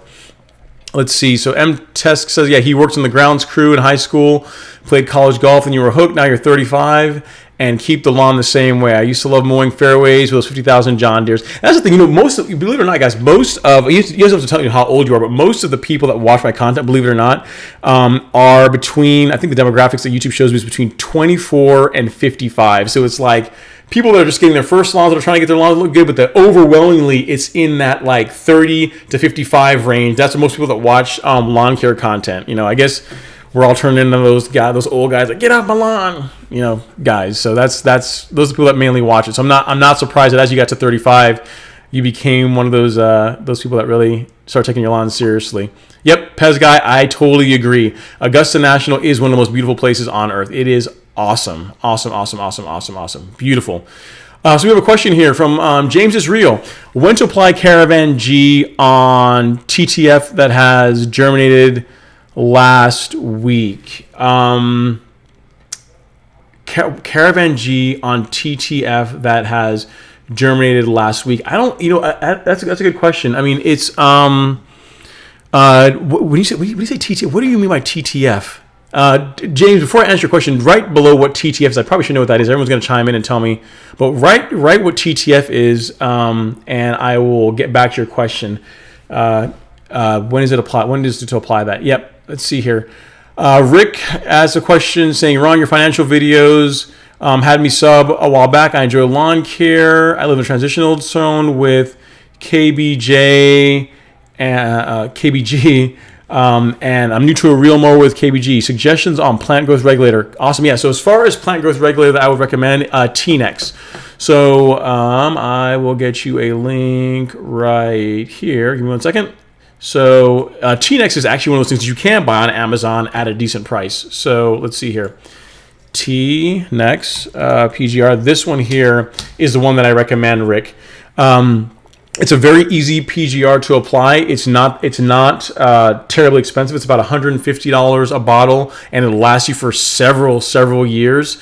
What else can I tell you about it? You already need a backpack sprayer to put it down. I don't know what the application rates are for Kentucky bluegrass off the top of my head. For Bermuda, it's like 0.25 to 0.38 ounces per thousand. I don't know what KBG is, but if you look on the label, it'll have it all there. If you have any questions about that, drop me an email here, ron@ron-henry. Just say, hey, Ron, this is Rick from Turf with Time.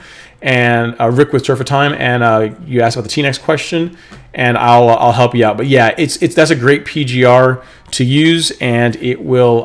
Again, I applied T-Nex a few days ago. I did it on the day when I filmed the video. I was looking on the day when I did the upload, but yeah, I did my last PGR application of the year literally within the last week.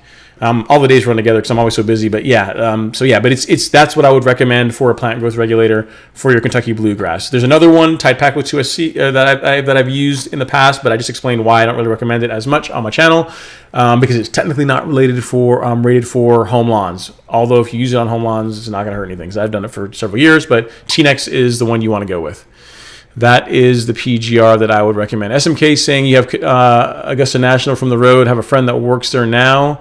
Yeah, man. Augusta National is something else, man.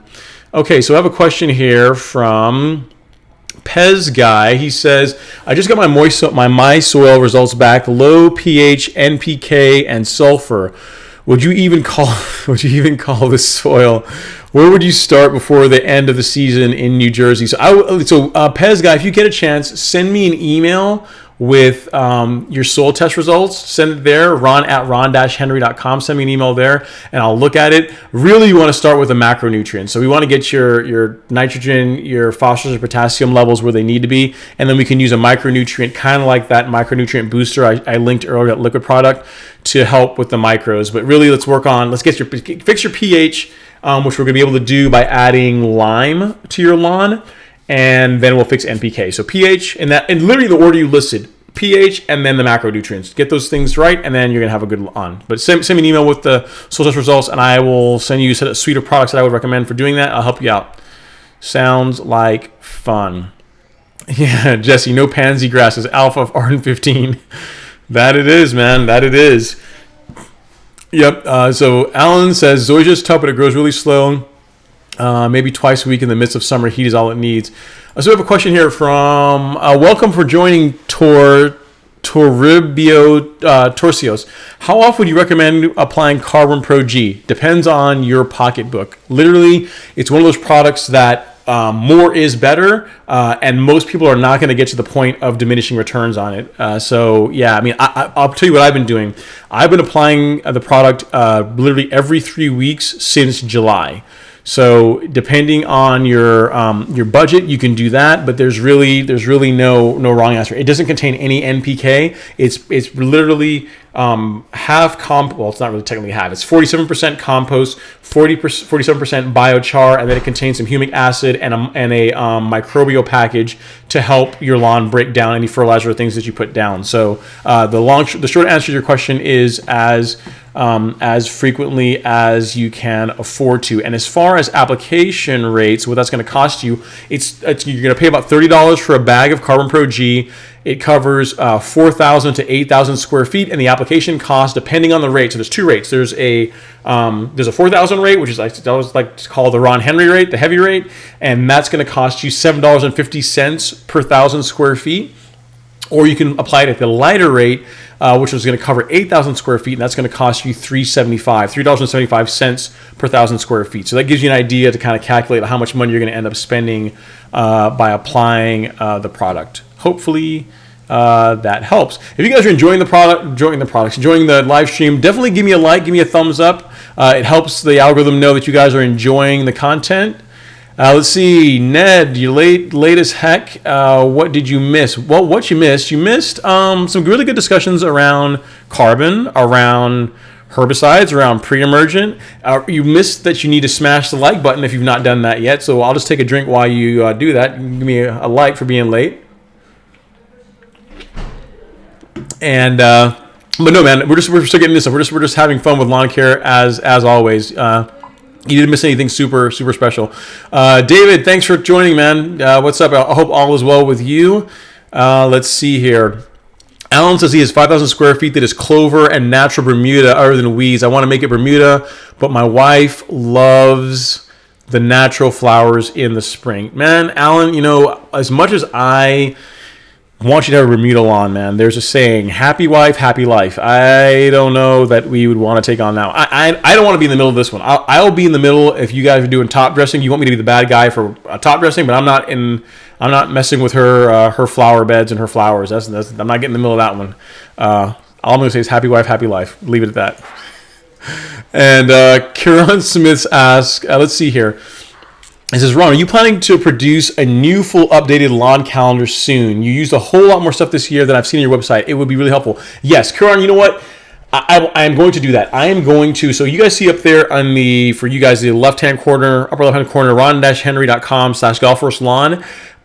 This weekend, not today, but this weekend, I will update that page with a calendar for warm season grass based on what I've been using this year. I will update that. You guys have been asking for it. I'm taking forever to get it done, and I am going to update that. I still need to do a full-blown like lawn calendar that actually document that talks more about my theory behind all of it and everything. But for those of you guys who just want to say on this, do this, and apply them at these rates at this time, I'm going to put that on that website. I'm going to update that. So give me a couple of days to get that done, but by the end of the weekend, I will have that updated. So thank you so much, Karen.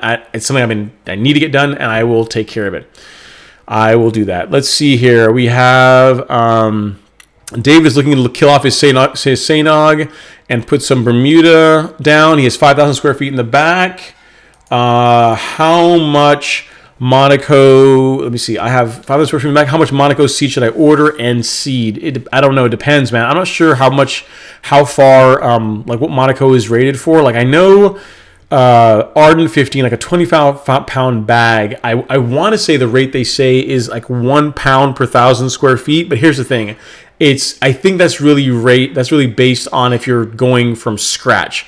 So if you're going from scratch, you probably can get away with 5 to 7 pounds of seed for your lawn. If you're overseeding, I have found that you have to go back, that you need more. So I'll overseed and you'll have areas that just don't really take, and I'll have to go back and add more seeds. So for my entire lawn, for a 25-pound bag, which technically, in theory, should cover 25,000 square feet, I use an entire 25-pound bag on my 12,000 square feet. So I go about double the rate on my lawn. But for your lawn, it sounds like you're killing it off and you're starting from scratch. 5 to 7 pounds of seed should be a good number to get you where you need to be. And you are doing it the right way, because honestly, overseeding is really only if you're good with dealing with slight discoloration differences for a while. So let's see, turf type fall fescue, tall fescue. What was the question about the tall fescue? I'm looking here. Bear with me, guys. Bear with me. Don't get angry. Yes, when to apply. The question that it was, when to apply Caravan G on TTF that is germinated last week. I would give it some time, man. I wouldn't put anything with side in it. So like Caravan G is a combination product. It's a fungicide and an insecticide. Technically, that should not damage your grass because it targets lawn fungus. But if you just germinated last week, man, let's give it at least the first couple of mows. Let's say 2 months. When you're in two months from the time you start mowing the grass is when I would do it, because I don't know that it again, in theory, it should not negatively impact your newly seeded grass, but I'm nervous about putting down anything that's designed to kill stuff especially designed to kill any kind of plant life on fresh grass, because grass seed is expensive, and I don't want you to have a bad result and then hate me for it. So let's see, exactly. Alan, that's what I was thinking about TTF true type fonts, because my being like a geek, but I said he did it for me in plant fonts.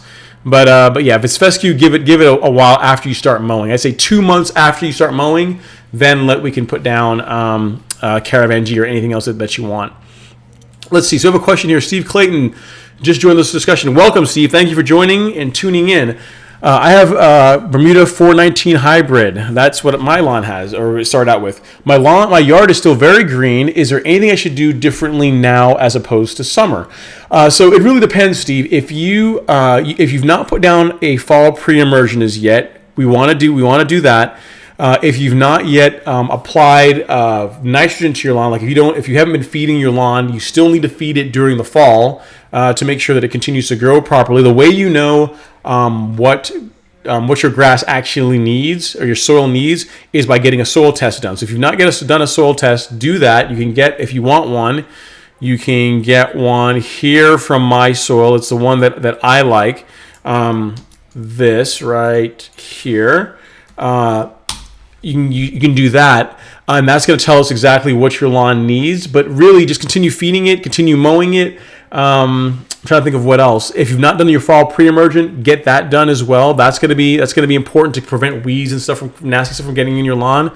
But there's not really a ton of difference between summer as you transition into fall initially. Now, as you get closer to when the lawn's gonna go dormant, we might want to put your winterizer fertilizer down, like something that's made primarily nitrogen, but we're not quite there yet. So I would just continue feeding it. Make sure you keep your nitrogen up.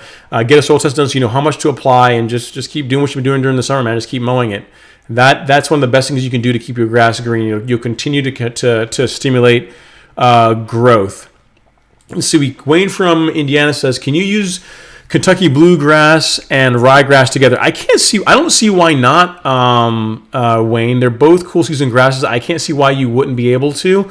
I guess the question I'd ask is why. Why would you want to blend them? I mean, I guess if you have them already, fine. But if you're asking if you're gonna knowingly put both down, I don't know that I would necessarily do that.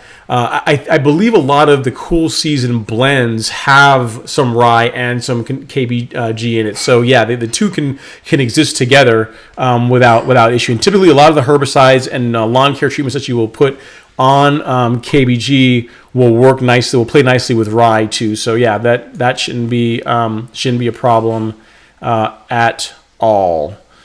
Let's see. Question from Will. It says, Ron, do you mow your yard once per time, or do you mow one way and then mow another direction a second time to see fewer line cuts? I mow twice, but it takes a lot longer. It depends, Will. Typically, I only mow once.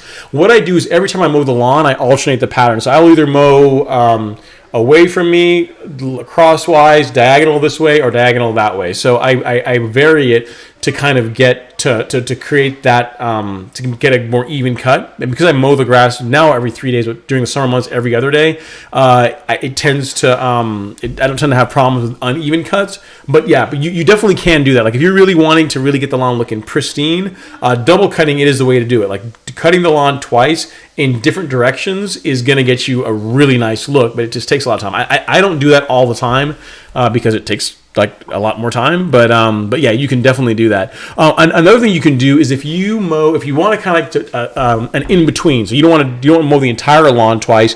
You can do thick and thin. So you can do like a double wide going away from yourself, and then a single wide coming back to you. And the way that you do that is you mow down and then back and then down the same path that you went down the first time, go over to and then come back. And what that's doing is you're mowing over some of the same areas more than once, which is going to get you a better cut, but it's not quite as much mowing as double cutting. So that's kind of a hybrid you can do that will help you get a good result too. So hope that helps.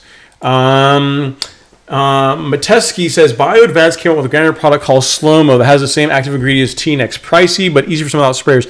Yeah, I saw that, Mateski. I've not used it.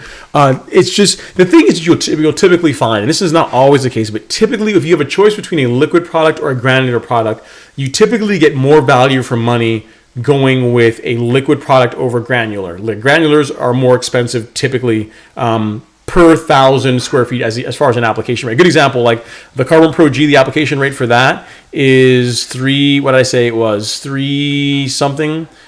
Yeah, like $3.75 up to $7 per 1,000, depending on how you apply it. Whereas the Carbon Pro is like $1 to $2 per 1,000. So it's a pretty big difference in price, but it's more trouble to apply. Like most people don't want to have to go out and buy a backpack sprayer and mix it properly. And some people can find that intimidating.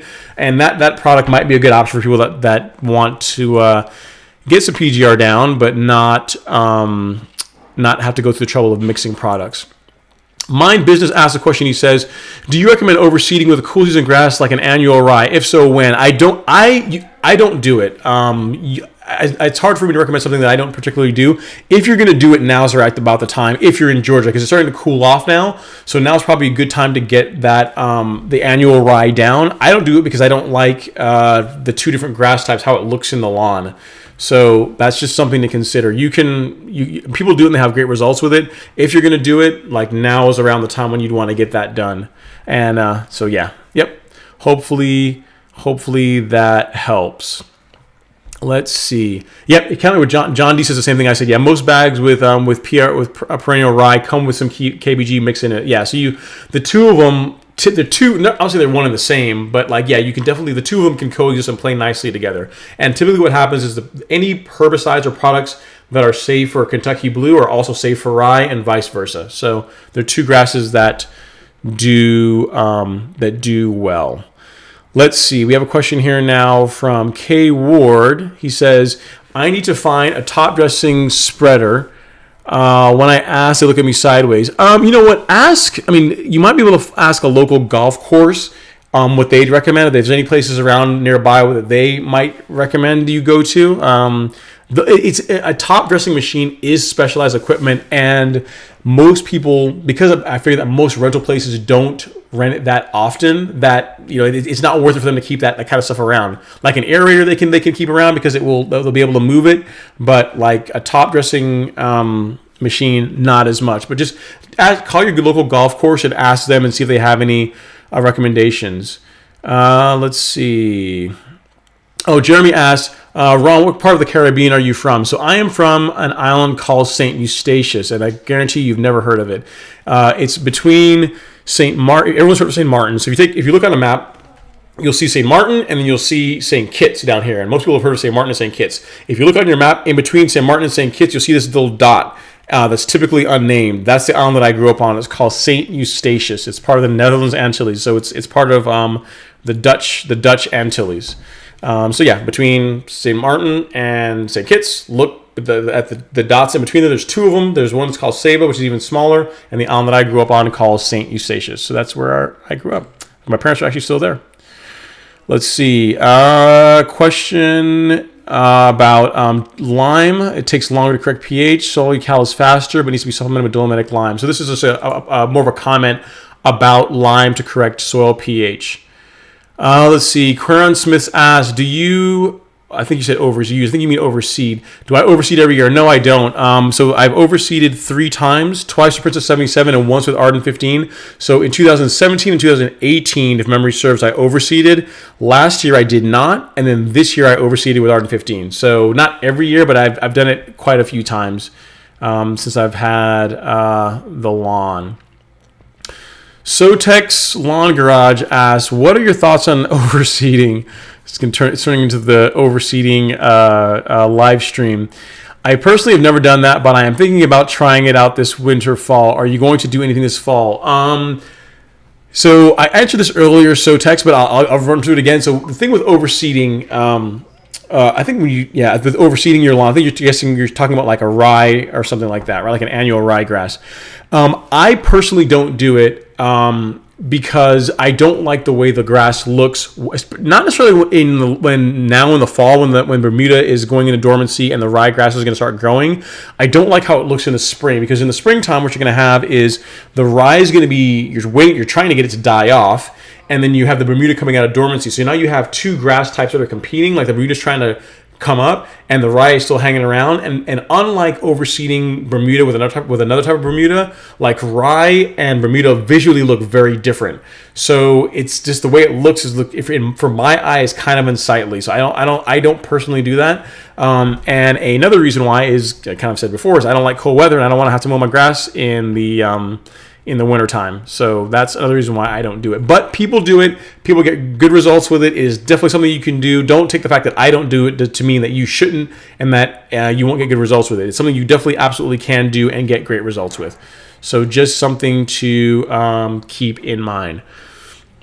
Let's see. And then Rick with Turf Time says that perennial ryegrass germinates in 3 to 4 days versus 2 to 4 weeks for KBG, for Kentucky bluegrass. That's good to know. So that lets you know that if you're really trying to just get that rye in, it's going to come in a lot faster, which is also it's also helpful too, right? Because like if you have to wait 2 weeks for the Kentucky bluegrass to germinate, that's 2 weeks for you to realize like what some spots of your lawn that perhaps the seed didn't take that you need to put more seed down on.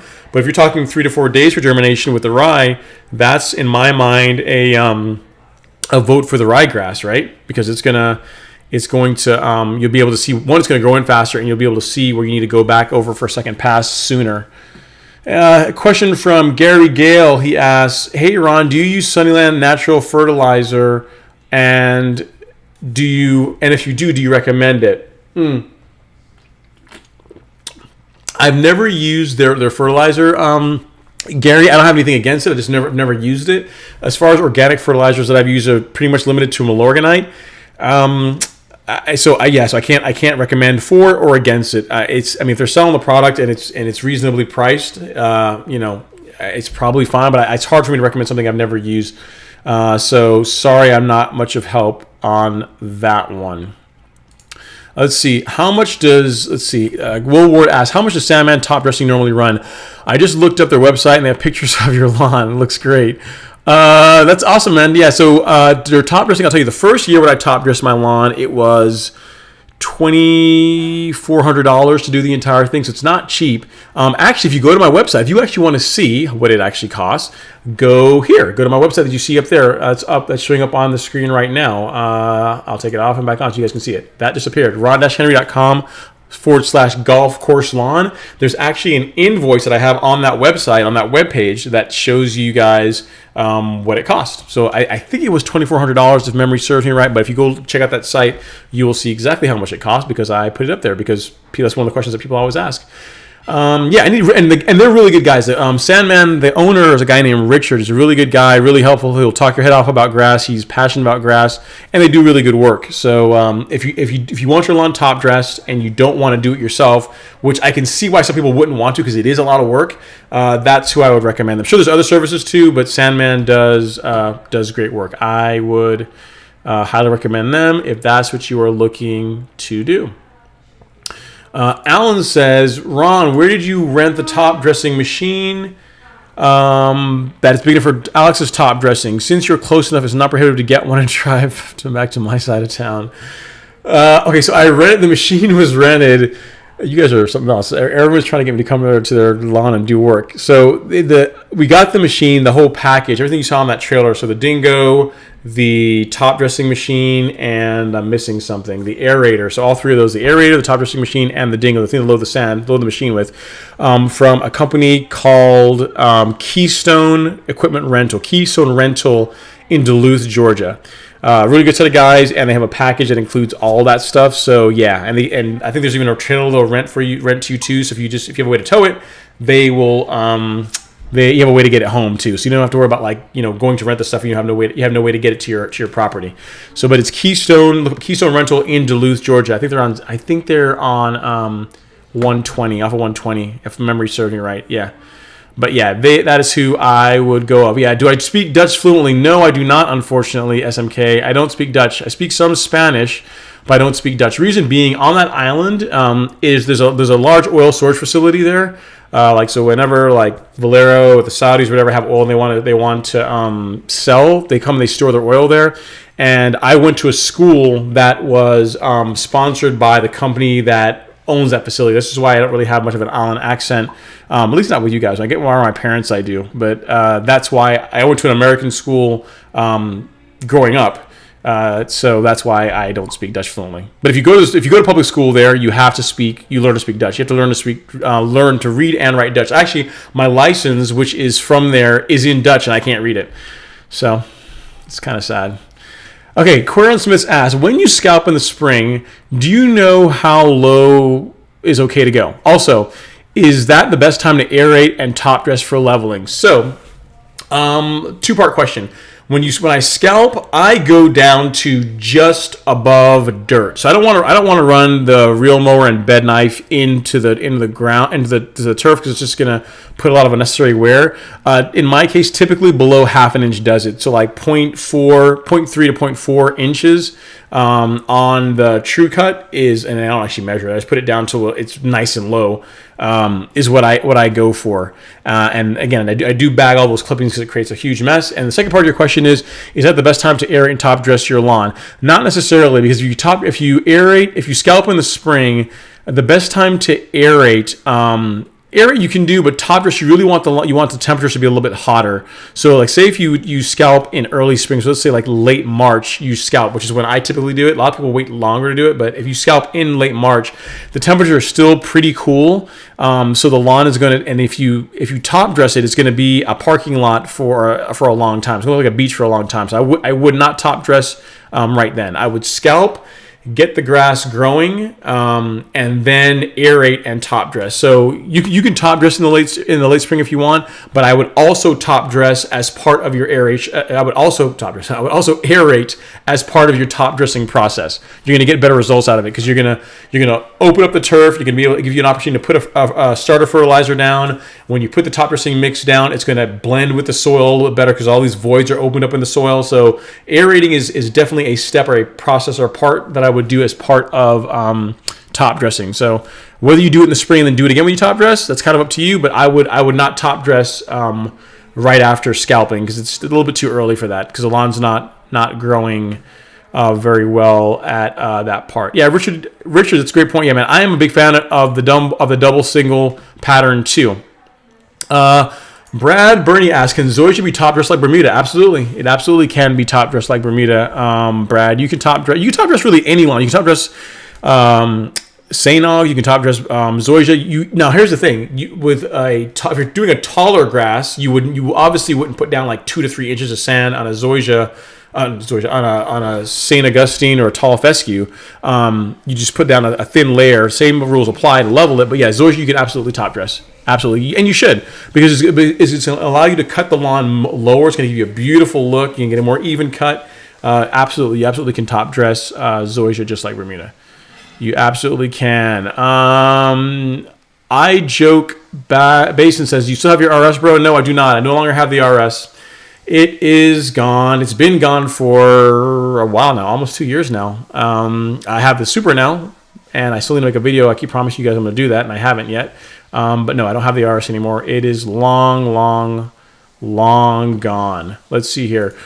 Richard Hartwell says, if soil temps are going to stay above 55 degrees, I found that rye grows very good. I just reseeded in mid-September in the Pacific Northwest. Cool. Thanks for that tip, Richard. So for those of you guys that are looking to put down rye now, for those of you that are in Georgia and are looking to overseed with rye, we're still above 55 degrees, so you're as far as soil temps, so you're good to go. And if you need to know what your soil temps are, you can pick up one of these bad boys. This is a rapid soil rapid soil temperature thermometer. You can get one of these off of Amazon for like $15. They're not that expensive, and it'll let you know what your soil temps are at, so you don't waste all that money on seed. But if you're in Georgia, we're still good to go. We're not quite at the point yet where you will where it's going to be an issue. It says, Will Ward, do you ever say where you live? Not to be a stalker, if you don't want, but it looks like Windermere and Cumming from the videos. Very close. I'm in Northeast Georgia. How's that?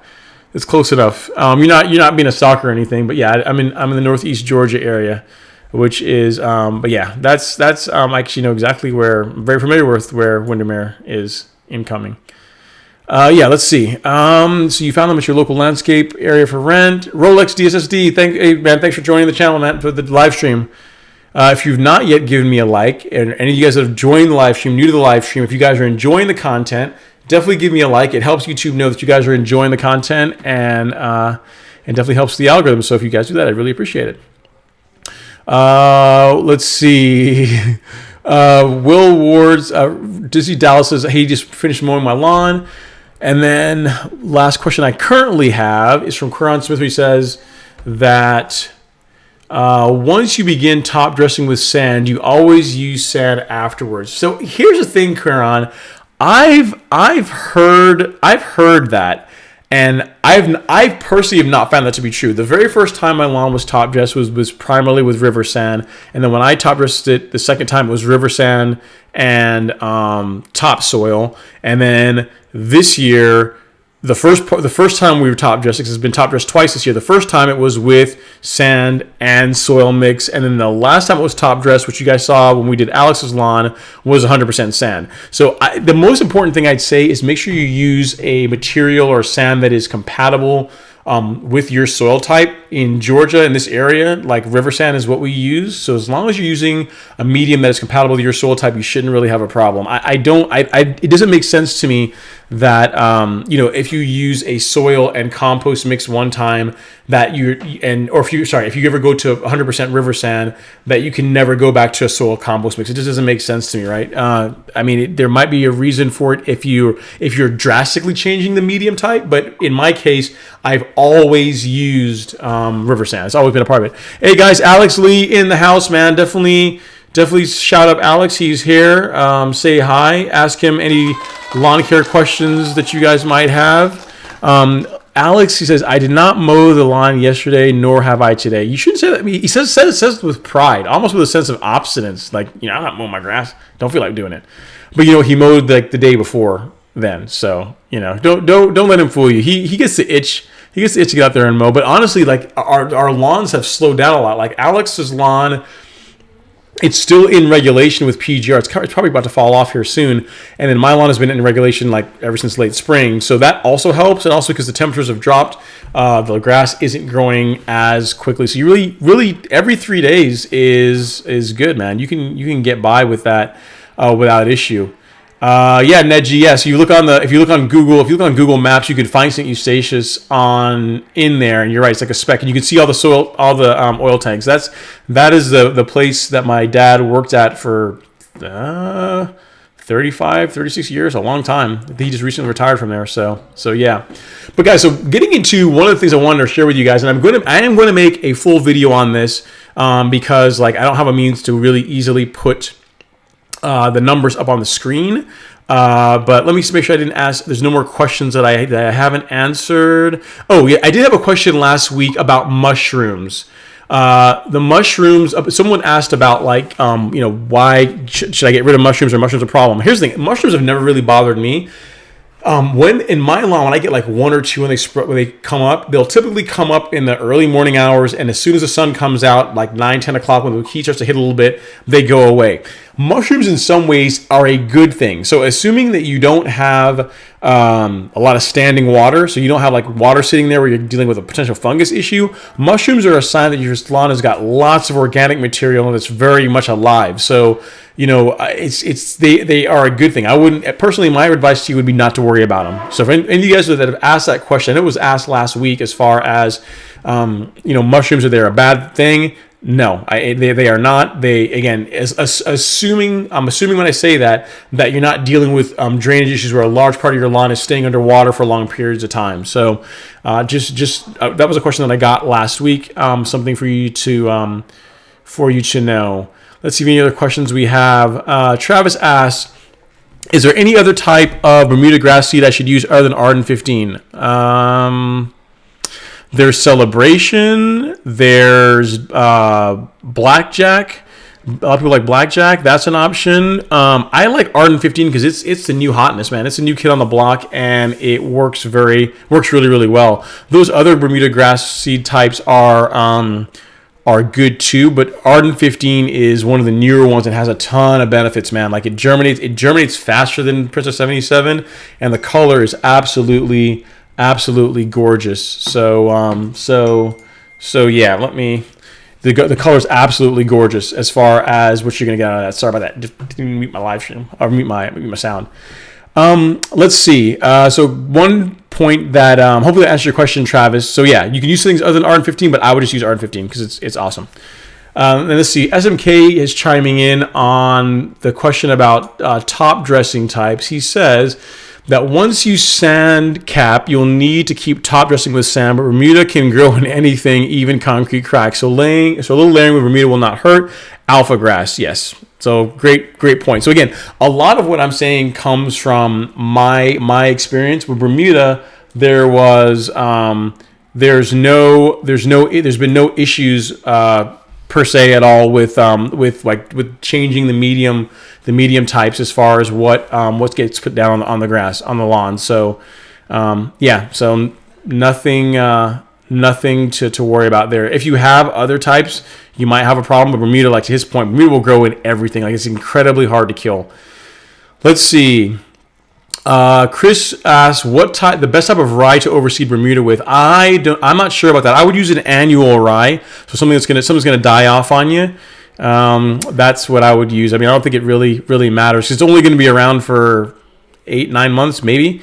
So I wouldn't necessarily overthink it too much, Chris. You could probably go to Home Depot and get one of their cool season grass mixes and just their blends and use that, because in most cases it is going to die off in the spring. That's the idea anyway. But again, if you've never seen a lawn transition from the winter months to Bermuda, to the spring when Bermuda's coming up, trying to come out of dormancy, look at that. Try and find some pictures online first, because it does look, the grass types do look pretty different. So just something to consider.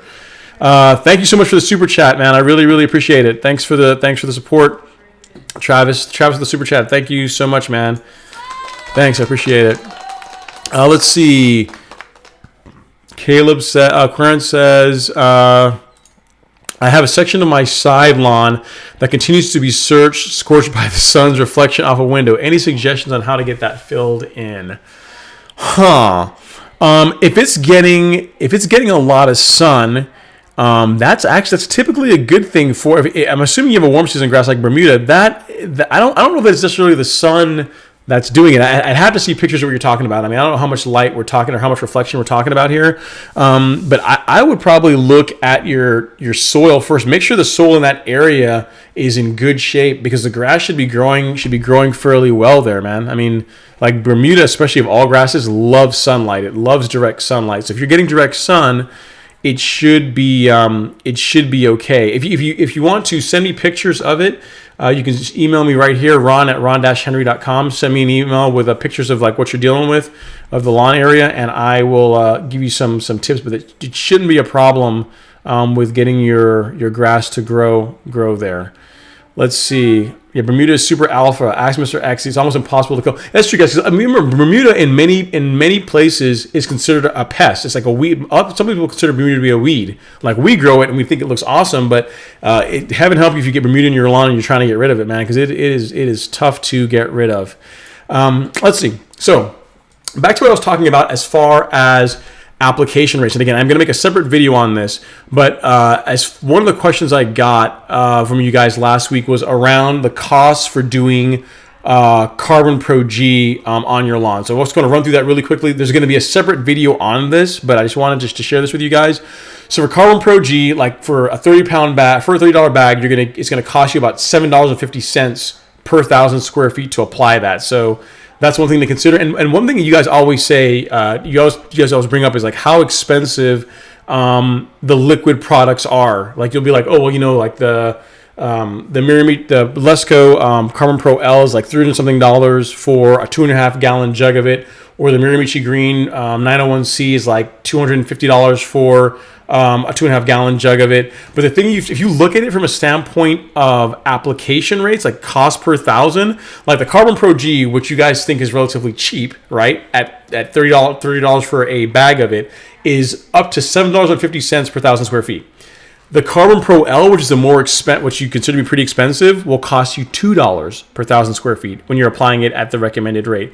The Miramichi Green is going to cost you $1.62 per 1,000 square feet when you're applying it at the rate. So even though the cost of like the big container is higher, like you get a lot more for your money out of the liquid products. So something I just wanted to share with you guys really quick, because it was a question I got last week. I am going to take all this and formalize it in an actual video where I can actually put the numbers up on the screen, because me just talking like this is not super helpful. But I guess the point I wanted to share with you guys is that when you look at the price of a liquid product and it tends to be higher, realize that a lot of times it's higher because it goes a lot further in comparison to granular. In general, when you have a comparison between a granular product or a liquid product, the liquid is going to cost more to buy up front, but it's going to go a lot further. Like, for example, a bottle of T-Nex is $150, right? And that literally can treat my lawn, Alex's lawn, Tony's lawn, a couple people's lawns for like several years. Like you probably get 3 years out of that bottle of T-Nex.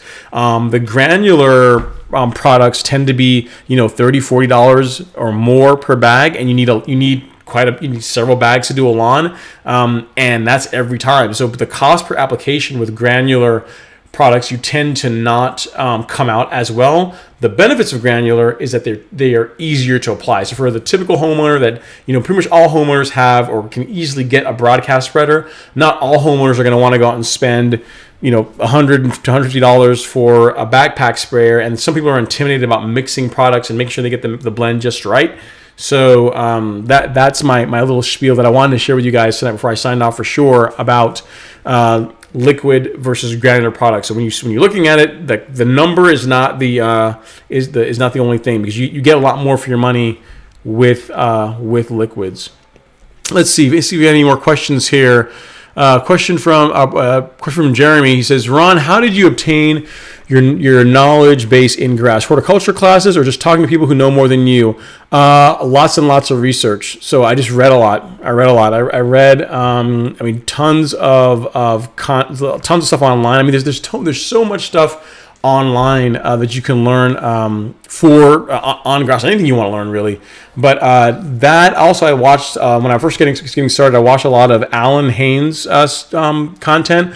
Like Alan Haynes used to do this stuff professionally, so I really like his approach to improving the soil and minimizing herbicides in your lawn. But a lot of it's just through research, and then actually calling up the vendors, the product vendors, and having conversations with them and saying, hey, listen, what is your products? Explain to me how it works. What's the advantages of it? Why should I put this on my lawn? And you'd be surprised. You call up like any of these vendors, like who make this stuff, and they'll talk your ear off. They'll tell you everything you want to know about their product, why it's great, what advantage it has, what disadvantage it has. So I mean, just taking the time to do the research is what has gotten me to this point. And I'm still learning a lot. I'm by no means a complete expert, but I do know enough, at least about Bermuda and warm season grasses, to help most people get a pretty good result. So hopefully that helps answer your question. Just lots and lots of research and always being curious about getting better. Mind Business asks, does liquid last as long as granular? No. So liquid products, the typical way of or thought process behind liquid products is that you're spoon feeding your lawn. So typically when you put down like a liquid fertilizer, you will get maybe a month, 3 weeks to a month out of it. Whereas granulars have the ability to feed the lawn for 6 to 8 weeks, longer in some cases, 2 months for some. I mean, some of the Lebanon turf products, I think the ProScape, they rate that at 8 to 10 weeks. But again, that depends on rain, depends on a lot of things, right? But yeah, granulars last a whole lot longer than liquid products. But the thing is, there's some things like micronutrients that you're really only going to be able to find those easily in a liquid. So for certain boutique things, like if you want to get like a really good iron hit to your lawn, higher iron levels, or a micronutrient, or ways of doing applying carbon to your lawn quickly, liquids have the advantage there. So for some things, you really have to go to a liquid. But for fertilizers, if we're only talking fertilizers, liquids still come out cheaper in most cases, but you do have to do it more often. Like you're going to be doing for liquids pretty much monthly. Granulars, you can get several months out of them. So hopefully that helps. Let's see. Any warm season solutions for shady, sloped, rocky areas? Still running creeping red in North ATL. So the big part of your question, Rob, there is around shade. Warm, as far as grass in the shade, Bermuda, that's a losing battle, man. Like I had like a shrub that was growing in my back lawn. You guys probably saw it in the most recent video. Here, if you guys look at my back lawn, there's this shrub that's halfway between the rocks, and it was growing up, and I just kind of let it go for a while, and it started it started killing off the grass. Started shading them enough to where the grass was starting to turn brown. So Bermuda, most warm season grasses absolutely need sunlight, lots of sunlight. So if you have shade, it's just probably not going to happen. Your best bet is to use something like a zoysia, but I don't know how. You said it's rocky and it's sloped, so I don't know how rocky and how sloped we're talking about here, but of the warm season grasses, you're probably going to have your best bet using zoysia. With Bermuda, it's not gonna happen, unfortunately. So sorry, I have better news, but I also don't want you to spend a bunch of money with sod and seed and not get a good result. Any more prizes and giveaways? Yes, guys. So we're at 9:24. So we're about to do our giveaway. So for the giveaway question, I'm trying to think of a good question that I can ask you guys. That will help. Will enter you guys in the in the giveaway. Let me see. I tell you, whenever I sign off, I will look at who's in here, and we'll use the randomizer. Actually, I'll just ask you guys the same question I asked last time. So the people that won last time can't win again, but I'll ask you guys the same question I did in the last giveaway. So when it comes to, if you guys that follow the content, because it's kind of reward people that like to follow the content a lot, when it comes to a combination pre-emergent and post-emergent in a granular product, what is a product that I like to recommend probably more than anything else? And I'm going to give you guys 30 seconds starting now. So tell me, what is the product that I like to use more than any other product? It's a combination herbicide and pre-emergent. Anybody? Somebody? No one. I would think some of you guys would get this. Spectrum. That's close. Yep. That's close. Sounds like that. Spectricide. Okay, so we got one. Because what I'm going to do now is whoever enters, that when the 30 seconds expires, then I'm going to stop and then I will do the random drawing. All right, so I'm at 30 seconds now. So anyone else that pops in. So we have here, we got we stop. Okay. I got it. I got it, guys. Okay, so we have Jeremy. Let me get my cheat sheet out here. Text me. So I'll do this live with you guys. So we have, hang on here. You got to be present to win. You got to bear with me. So we have Jeremy at 1. We have LG at 2. We have Queron at 3. Jesse at 4. SMK at 5. Splash at 6. You guys are all copying now. And Biggest Brain and at 7. And okay, and just because you came in, Lawn Whisperer, we'll put you into. We're doing a giveaway for your very own My Soil test kit. This is what the giveaway is going to be, guys. All right, so I've cut it off. We got Lawn Whisperer in here. I think I've got everybody. Is there anyone that I missed? I don't think so. I think I got everybody. So Jeremy, LG, Jesse, SMK, Splash, Biggest Brain, and Lawn Whisperer. Those are the ones that entered in, and we'll add Mind Business because he was around for a long time too. Okay, guys, so we're cutting it off. So I've got 1, 2, 3, 4, 5, 6, 7, 8, 9 people. I'm going to do this with you guys. On Google, let's see, we'll do it with you guys. So there's 9 entrants, 9 people entered, and should we let Cedric in? Let's let Cedric in. We'll do Cedric. So we'll do 10. That's it. This is it now. It's cut off. No more. All right, so we have 10 people in, and pick. Let's get on Google here. I'll do it with you guys. I think Google has a randomizer, I believe. So here we go. So I'm going to go to google.com and pick random number between 1 and 10. All right, so you guys are watching it happen. All right. So between 10 and start, and there it is. The number is 5. You guys just saw me do it. I did it live, so there's no bias. So if I start from the top here, we have got Jeremy, LG.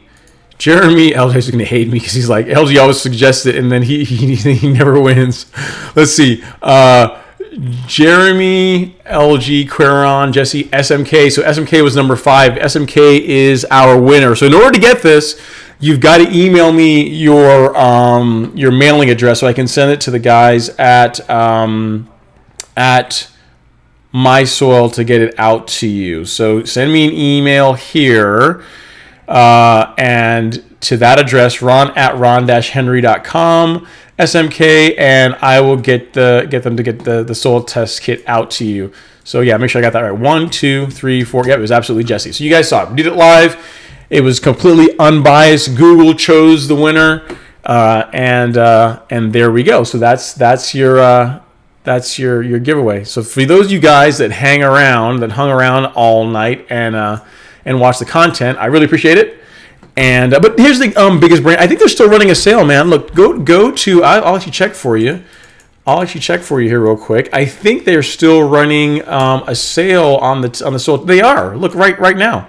So go here. I mean, even if you have to buy one, the soil test kits are not that expensive, man. So if you go to ronhenry.com/soil test kit, I'll actually even show you guys. Look at that. My soil still has 10% off on all products. So save a little bit of money. It's going to cost you $26, $27, and it's totally worth it. Totally worth it. So even though you didn't win, you can still save some some money. Just keep showing up at the live stream, and eventually you will win. Eventually you will win. Guys, yeah, so SFK just told my wife I never win anything. Well, you won something tonight, guys. Congratulations. Well, guys, that is all I had for tonight. It is 9:30. I've been on for 2.5 hours. And I really appreciate you guys watching the content. If you're not yet a subscriber, definitely consider subscribing. If you guys have not hit the like button, smash the like button on your way out. I really enjoy hanging out with you guys and talking about lawn care. I hope you guys find this useful. I got some awesome topics for next week that I'm going to go over. And I'm going to get that video together on the cost per application. And I'm also going to update the application count. It's going to be like the generic application calendar that I have on my website there, ron-henry.com/golf course lawn. So be sure to check that out late Sunday night or Monday morning, and you'll see some updated guidance on what I would apply. Guys, I totally appreciate it. Thank you so much for watching. I will see you guys next time. Have an amazing weekend.